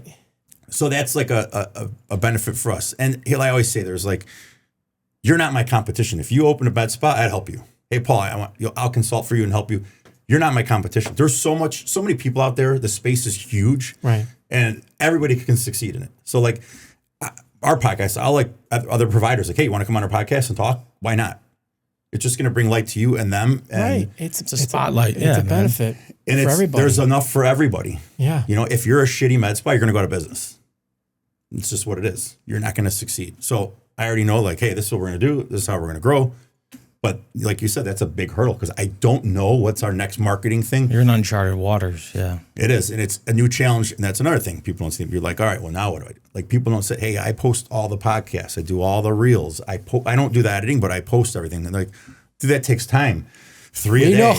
Then I got to do on Instagram. Then I do the other Instagram. And then I tag myself. Then I go on TikTok. And then my wife's like, put your phone down. I'm like, shh, I'm posting. Yeah. Like she hears Katie's voice like nonstop because I'll be like doing the real. And I get it, man. You know, it's because there's so many dynamics to it that you have to have a team. And when I had kids and a family, like I couldn't do it, man. It just, and then even this on top of it, you know, like SEO I think is huge too. We do a lot of that. Well, that's helping you out with the organic side. Yeah, you're not paying for, right. So it's a long-term game. And it's also a long-term game. And I learned that from my first company because I was heavy on SEO back then and I was ranked #1 for everything. And that's what blew me to the top. Yeah. So, but it's different too with the med spa. You don't have a shopping cart there that they're buying. No, right. So it's just getting leads in. The KPI is form fills. He's in the exact same business as me, just different space. Exactly. Right. I mean, identical space. You know. So I think that'll always be the hurdle, is the marketing aspect of it. And what works, because there's so many different and that's what you have to find channels, out. Because what works today, next year might not work. Right. My podcast might not work next year. It'll work next year. It'll work for sure. It'll work. I know it'll work, but it's almost like, hey, what are we going to talk about this time? Because now it's like you can only talk so many peptides, right? Right. Now it's information of peptides or what's new. What are we going to do now? And there's a lot in this space, right? But what people want to see, we post peptide videos. Boom, boom, boom. That's what they want to see. Nobody cares about hormones. They should, but it's the peptide mainstream. It's next year I don't know what it's going to be. It's the hot keyword right now. It's the hot thing right now. Yeah, so it's the buzzword. It's the buzzword, and that's what we're going to go with. What's differentiating Vita from other med spas out there that are close by? What do you consider like? What are you doing you guys differently? are a luxury versus like your average Joe run of the mill. med spa. We're a luxury. Well, I mean, I think any med spa is a luxury, Right. Right, because they're paying out of pocket cash. What different? I think it's education, like, is everything. So when I hear a med spa that's telling a patient to take this when it's not even what it does, or I know more than their medical director, which is, I mean, listen, I love this stuff. Like, I educate. I'm an owner. I'm not a doctor. But like, you can ask me a question. I don't give medical advice, but you can ask me and I can tell you what it does. Mm-hmm. That's the difference. Some of these, they just don't care. Hey, I don't want to make YouTube content because I'm not going to make those videos because I don't want to do it. Well, you're not going to make it then. This is what it is now.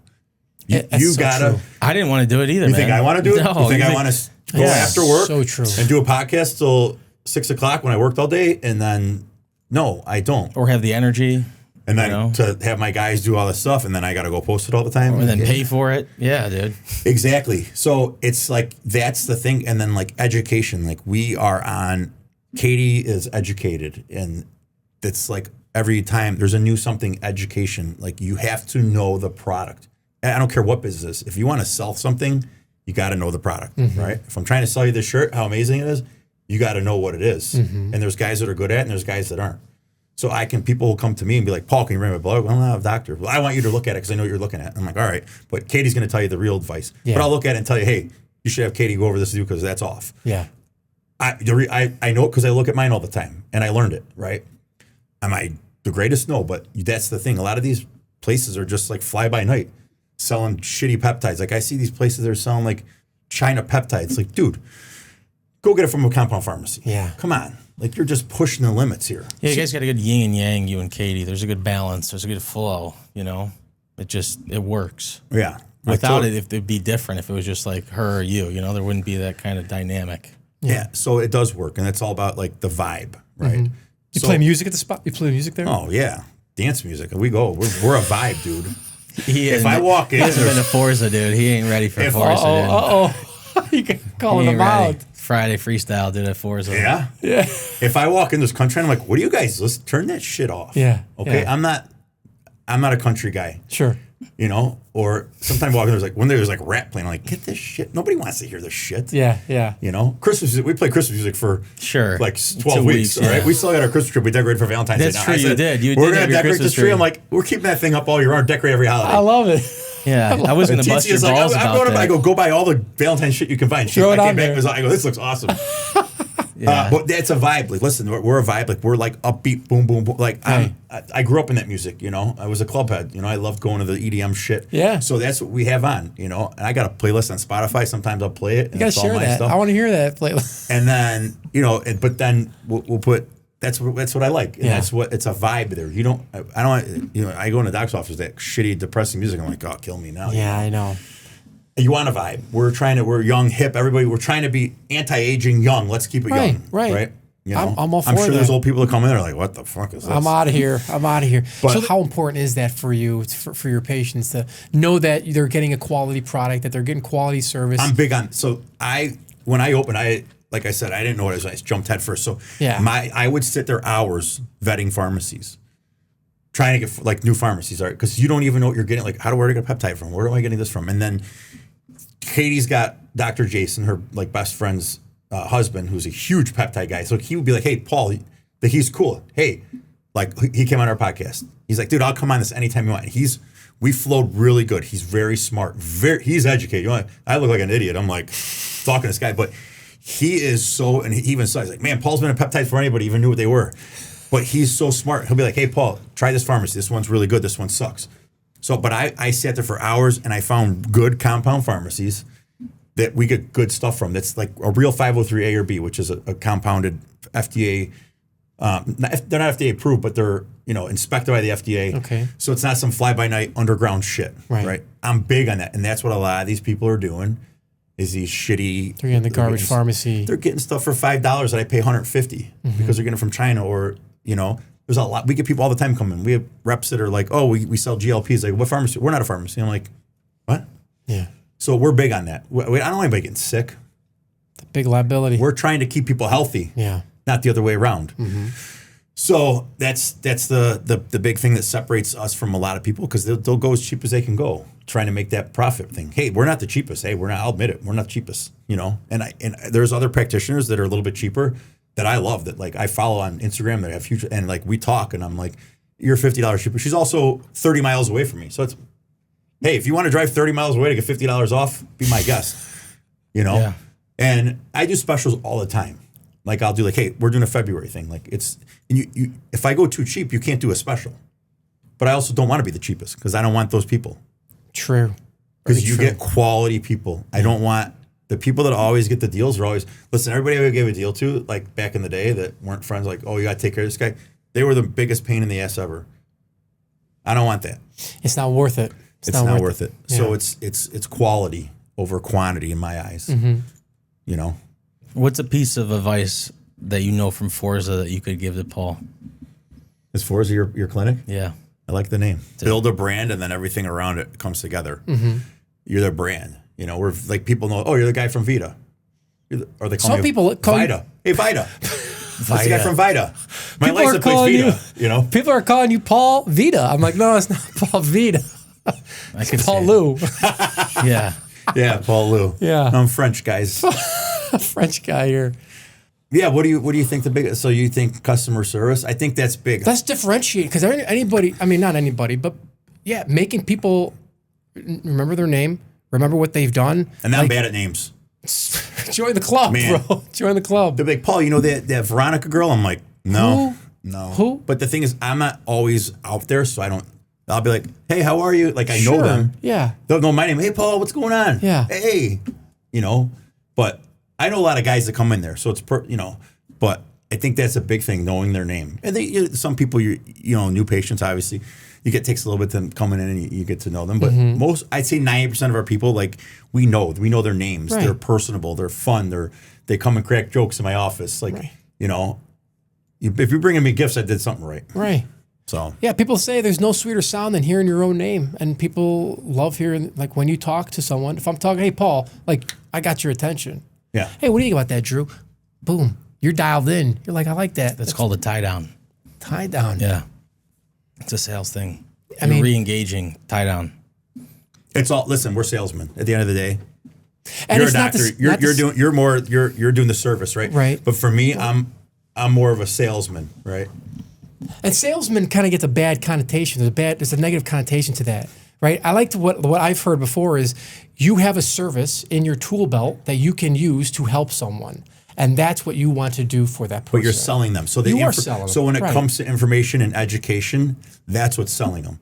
So if somebody comes and said, hey, Paul, what's Sermorelin do peptide? And I'm like, let me look it up. They're going to be like, this guy's a fucking moron. I'm not buying anything from this guy. Sure. Hey, it's going to do, I even tell the girls, because a lot of them don't, like, the front, like, just know the 5 main things it does. And then after that, you can say, but I'm not a doctor, I'm not a nurse, so let me put you with my nurse practitioner. She can give you more information.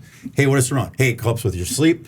It makes your skin and hair and nails grow. Yeah. It makes you feel better. You sleep better at night. A little bit of muscle mass. But otherwise, hey, I'm going to talk. Katie can give you the best info on that, but that's like the main things. And then boom, they're like, oh, okay, that's what I want. Right. Sold. That's where the yin and yang, because Katie ain't like that, but you got to have somebody that is like that. That's why you have to have that yin and yang. Katie's a saleswoman. Yeah. You just haven't seen it yet. But she'll come out, they'll come in. I'm like, she's like, oh, they're getting this. I said, I think they came in for something else. She's like, yeah, I know, I got them to buy those peptides. They said they were tired of this and that. I'm like, okay. Good. But it's a sales thing. And it's knowing your product. Right? I hate when you say sales, it's like it can come off like negative. Dirty. Like, but no, it's such I hate that there is a negative connotation, because you're just offering the best advice based off of the information that you're getting. Like if you came to me and you say, hey, I have neck pain with this, and I'm having this radiculopathy and I have headaches over here, I would take your plan, I'd take an x-ray, figure out the diagnosis, and then I reverse engineer and say, okay, we need A, B, C, and D, or we need A and B. Like, and it's not a one-size-fits-all system. No. And that's why you have to have that blood work. That's why it goes back. Now, if somebody says, hey, you only want to do A and B, but you need A, B, C, and D, I'm going to say, hey, you know what? I'm not, these are the best recommendations for me to get you out of pain as quick as possible to have long-lasting change. I'm not telling you because it's cost extra money or it's this, because you're asking me to get you from in pain to not be in pain. You're 44 years old. You've been a union worker for 25 years on your knees. You've broken your back. You're driving in a truck all day. It's not going to happen overnight. And it's difficult because like people will be like, oh, well, why can't I just do this? They want instant. Everybody wants to do instant. They want right now. I want it right now. I want to be fixed right now. In the marketing space too, man. That's how it is. Like same like SEO. It's a long-term fix. Yeah, right. It's going to take keywords and links and everything long-term. Same with us. Same with you. But I'll still say I'm a salesman because I have to sell. You're selling your brand. That's what you're selling. You're selling your brand. But you're selling your knowledge and your education. And I think that's what people really like is they come in and you're educated. And I think that's my main thing with the girls. I'm like, you got to be educated. I don't want you to know. You don't have to know the gritty ditty details of every peptide. There's a lot of peptides. There's ones I don't really know about. Hey, but I'll go look it up and learn it. Mm-hmm. So we'll get people all the time. There's peptide for everything. That's our slogan. There's a peptide for everything. Like there's peptide for literally everything. Anxiety, stress. Like you can nasal sprays. I mean, there's wild stuff, dude. Mm-hmm. There's a peptide to get your ding dong hard. It's just, it's the wildest business ever, bro. Yeah. And like if they come in, they even front us. You got to know the basics. I agree. Just knowing enough to say, well, I don't know, because then you lose that trust. You lose that. Just knowing enough to say this, and that about something. But hey, you know what? You know who knows a lot about that? Yeah. And then the customer doesn't feel like, and that's what sets us apart. Customer always wants to talk to the doctor when they call, or they always have a question or this. It's very difficult that's the hardest part too with training staff, especially new staff, because they're not just calling and say, hey, I want to schedule a new appointment. They're saying, hey, Paul, or, hey, Kathy, I came in, or I have got, I'm 20 pounds overweight, this and that, and blah, blah, blah. And I went to this girlfriend and, here and here, but this is my problem. And you're like, okay, what was your first name? Like, because, the front desk isn't, trained on, okay, how to do a soap, how to kind of review subjective, objective, like understand the problem. Like they're there to, take the client in, process the client, and then be basically a gap between you and the provider. Yeah. So it's difficult, man, because it happens in our office too. Oh, it happens all the time. Hey, can you get me in today or this and that, or what should I do for this? And it's like, okay, well, I don't know. I'll even answer the phone. I'll be like, oh, I'm interested in this service. Okay, this is blah, blah, blah, blah. And then they'll be like, okay, well, hold on. Why don't I get you on the books? Because I learned that. Let me get you on the books for an appointment. Just, okay. Let me go to your info. Now I have your email address. I have your cell phone number. I have all that. And that's the thing, and that's what we're improving on now, like the front desk, because Teats is awesome, right? But everybody can improve. So sometimes you get rude. People are rude on the phone to her. Like I'll hear her and I'll see her. She'll be like, Yeah. I get it. Trust me. I answer the phone. You just got to, hey, that's why even if you don't know, let me get you on the books. Because I tell everybody, like, that's the thing to get them on. Let me get you on the book. Let me get your information. Let me put you down. Let me get you. Now I got your email. Now I can do an email blast or a text blast. Like, hey, new service here. Oh, I wanted to get that done. So it is. There's only so much you can do over the phone, especially if you're not a provider. Correct. It just you can't give any. It even me, I tell people like, Paul, this. I go, I can't. I'm not a doctor. I can't give medical advice. I can't give I know it, but I can't do it. Yeah, legally you can't. I'll be like, hey, listen, call Katie. Will call you back. Yeah. I mean, your dose is on the bottle. Read the bottle. I don't know how to take it. The dose is on the bottle, but it happens all the time. It's just what it is. Yeah. So that's the big thing. So yeah, that's that customer service side. I think that's what sets us apart from a lot of places, that they don't know what they're talking about, especially in the peptide space. Hey, listen, if you're overweight, you're my doctor. I want to lose 30 pounds. What can you put me on? Oh yeah, okay. Why aren't you on it? Why do you look like that? So that's always like another thing. Like, I got to get back in shape. People think I'm in shape, but I got to get back jacked, because that's like, hey, I want to look like you. Right. Like 6 months ago, I was like jacked in the summer, and I go out and they'll send to be like, dude, I want to look like you. I'm like, dude, peptides. Yeah, dude, it's where it's at. And it works. Right. If you're optimized everywhere else. Absolutely. So let's go. Come in. I'll help you out. I'll tell you what to take, and then Katie's going to get you on it. Mm-hmm. Right. You constantly got to be on brand as the owner. You constantly. You have to. It's a 24/7. I go out, and everywhere I go, somebody knows me, and dude, I'm at dinner meeting, and then this lady's like, hey, I want to talk to you about the blah, blah. And I'm like, yeah, it's great. Come in, make an appointment, And I'm like, fuck, it doesn't. Get you on the books. I got to get out of here. Doesn't end. I go to South Barrington. Hey, I'm like, holy fuck. But listen, you can't be mad. It's like an NBA player. That's true. Right? You got to sign autographs. You're getting paid to do that. This is hey, if I might close you at a restaurant and I come in and I make $1,000 off of that month. That's solid. It took me, what, 5 minutes to close, you know? Yeah. Yeah. You got to look at it like that. I agree. I'm not signing autographs, but it's the same way. Like, I get pissed when I see, like, oh, these guys aren't. Dude, that's your job. These kids look up to you. You're changing their life. Sign their autograph, you prick. Yeah. We pay your bills. We pay your kids to go into college by watching you. So I look at it like that. Hey, if you see me out and like, hey, Paul, I want to go. Yeah, man, here's my card. I am bad at that. Here's my card with my cell phone. Text me. You gave me your card. And then I'm like, I never give cards, man. I always say, hey, Card real quick. follow I us give on my card. Yeah, I give you my you card. did, yeah. And I do it all the time. Yeah. I'm like, yeah, text me. And then I'm like, Getting oh, what do I good. do? I did text you. I don't remember. I think I did text you. I make them follow us, dude. I won't do the thing. I'll just take a follow. But you take their phone from them. You like, give me your I'll be like, phone. here, and look, I'll put it right in. Boom, Forza. Okay, cool. that way there's no. And then I'll be actually a like, great hey, idea. and then I'll send a DM. Yeah. Oh, that's a great idea. I don't give cards, dude, because I'll just, hey, follow us. I get the like, I get the follow. And then, hey, just shoot us a DM. Hey, I spoke with Doc. And then, the team will see it. Yeah. That way I don't have to- your team's in charge of your Instagram? Well, it's, It's a whole- it's a everybody's kind of on. combined. Yeah, it's a shared Yeah. page. But I got to share mine. I'm just me answering people. yeah. And It's a then, lot. It's a lot. I like that part though. I don't know why. Something it doesn't. Well, that's good. Yeah. If you like that enjoy social it, part. Yeah. Yeah. I don't mind the marketing part. I know it's a lot, but I don't care. I'm in bed. I'm like, I'm gonna put a video up today. What can I put up? Let's see if it gets some hits. Yeah. That's great. Now there's trial reels which work really well for us too on Instagram. Okay. You guys do those yet? No, we haven't. I don't even know what goes up, dude, because that's where I'm at. we Like, we have a schedule team. it out. Yeah. Well, like sometimes these girls will do like, Oh, for Forza? yeah, for Forza, they'll do like basically prank ones on me, and I'm not like, I'm not in tune, dude, because like I'm working and it's delegated. So the social girl, her name's Sam. Shout out to Sam Lula, and she'll come in and they'll do this thing. Like they did one where like everyone's supposed to jump, and then I jump. And I'm like looking at them like, fuck you guys, man. Like I'm jumping in the air and then they all look at me like, what the fuck? Like they do shit like that to me. They want me to do the one where like why make them ruin your day when you come in and ruin their day? I like walk in, fucking hit the phone, splash water in their face. Like, Yeah. There's so many goofy, but listen, this is 2026.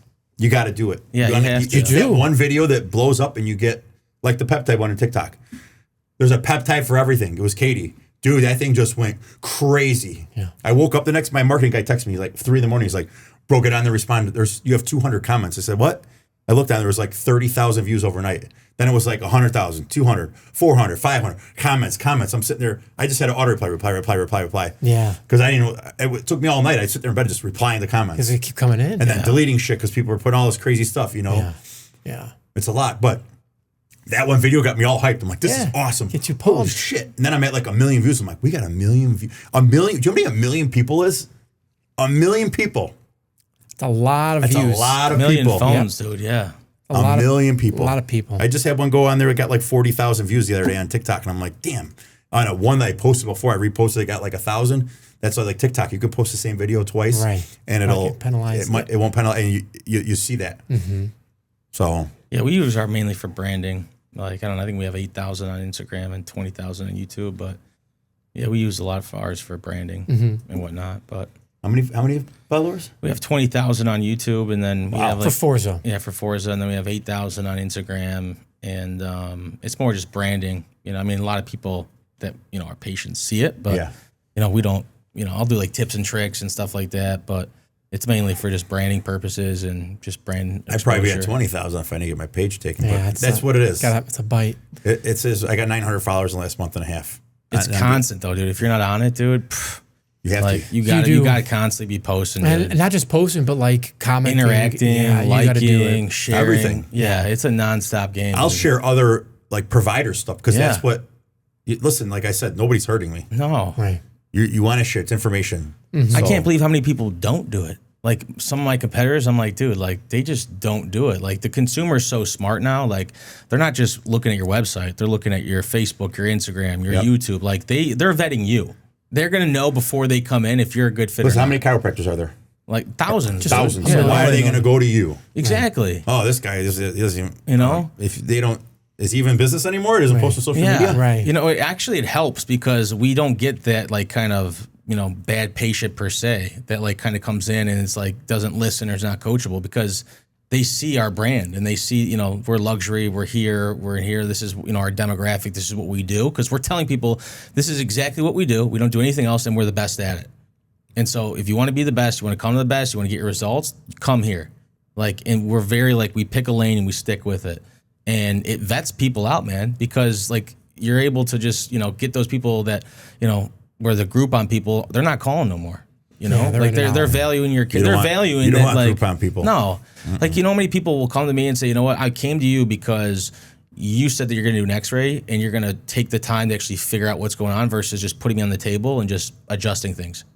Because I've gone to some bad chiropractors. Yeah, you know, like it's just this is our standard. This is what we do. If you don't want an X-ray, hey, not a problem. I can refer you to someone over here. But in our office, the way to get you the best result is to understand the problem, have a window of your health. And then it can analyze. You gotta know what you're fixing. The last thing I want to do. How do you not know what you're fixing? Diagnose. Dude, you got to diagnose. The last thing any provider wants to do, whether it's Katie or me. Yeah, dude. Yeah. You know how many times I've taken an X-ray and I've seen a tumor on somebody? Countless times. Come on. Countless times. My first time I took an X-ray. In their spine? On the hip or whatever. Really? Yeah. All the time, dude. Now, if I would have adjusted that person and broke that tumor or made it worse or broke the bone, dude, now I'm liable. Yeah. So not only am I liable, right? But now, okay, you're in pain. I hurt you. How are you going to think I feel? Yeah. I'm going to feel terrible. Really? See a tumor on X-ray? Yeah. I better come get X-ray. Like, it's just, it blows my mind. It's like you going into an ortho for knee pain. He's not going to be like, okay, let's put you on the table right now and cut you open. Yeah. Like, there's a standard operating procedure in medicine. Issue. That's the problem with so many places. People are just fucking lazy. That's what it comes to. Providers are lazy, okay? If you go to a lazy provider, they're not going to give you the best care at all. They don't give a shit about you. The provider that's going to take his time and go slow and actually figure out the problem and give you the best result and has all the answers to the problem, that's the person you want to see. I don't want to see somebody that's going to give me an automatic fix right away. Yeah. Like, I want to understand what the problem is. And the other thing, too, is on the patient side, these people don't have any clue. They're not healthcare providers. They don't know medicine. They don't know terminology. So when you're talking to people and you don't actually explain like, okay, what's going on with your blood work here and what's going on with your X-ray, they're lost. Do you know what people tell me? Do I have to do blood work for TRT? I'm like, yeah, you have to qualify legally. We can't just give you testosterone. We don't even know what you're at. Yeah. What if I give you too much testosterone? Or what if I don't give you enough? Like, there's a lot of side effects of testosterone people don't think about. Yeah. You know? Thick blood and all that. Boggles my mind. Dude, they don't think of calls we get every day. People will call, hey, you know what? Like, I just want to come in and get adjusted. Okay, well, you know what? I understand exactly what's going on. You know, in our office, we have a 2-day new patient consult. You meet with the doctor. He's going to go over exactly new patient exam. We'll take x-rays. Then we have a radiologist we're going to meet with. In between the time, he's going to figure out what the problem is. Yeah. Then we're going to have a follow-up appointment with you.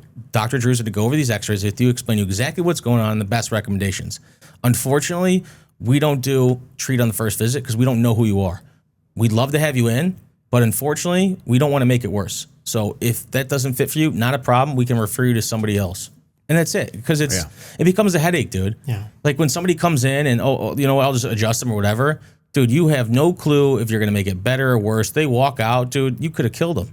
Something happened. You could give them a stroke. Like, you don't know, dude. Are you willing to take the risk to kill somebody or make somebody worse? I'm not. I don't want that in my conscience. I don't want that in my business. Like, I don't want any of that. It's that quality of care over the quantity. Yeah, 100%. Just making sure that you're treating the patient the right way. The problem is because all these big hospitals, they're for-profit. No, they're not non-profit. They're all bought up by PE where they have to hit numbers. They got to hit this many patients. And they don't have that family feel to come in and we're actually going to take care of you. Like when you go to Vita Health, like you feel like you're part of the family. You feel comfortable that they're going to take care of you. Not that you're just, you know, sitting there in the front, you know, waiting room and, okay, next person up. Like there's a bond because they actually care about you. They want to make you better. Yeah. Not because they want your money. And that's what it is. And some people, they don't want that. And those aren't the people you want in your office. Yeah, exactly right. Where can people reach out to you? Where can they follow you? Where can they? Vita Health Spa. Website Instagram, is VitaHealthSpa.com. We'll put in the link in the description. Make sure you guys like and subscribe their podcast too. Hit them up. They only got under 100, so we're trying to get them to 1,000. Maybe Drew can come on ours next. Yeah, I'd love to get you on there. Yeah, I'd love to. Awesome. All right, guys. Awesome. Anyways, thanks guys for watching this show. Again, we are the Two Sunads. We post full content length video every Friday at noon on YouTube, Spotify, Apple, 27 platforms. If you guys had any good nuggets come out of this, make sure you share and like, man. That's just all we want. There's no fee. The only fee that we charge is that you share the show. That's all I got. You guys have a good day. See you, everybody.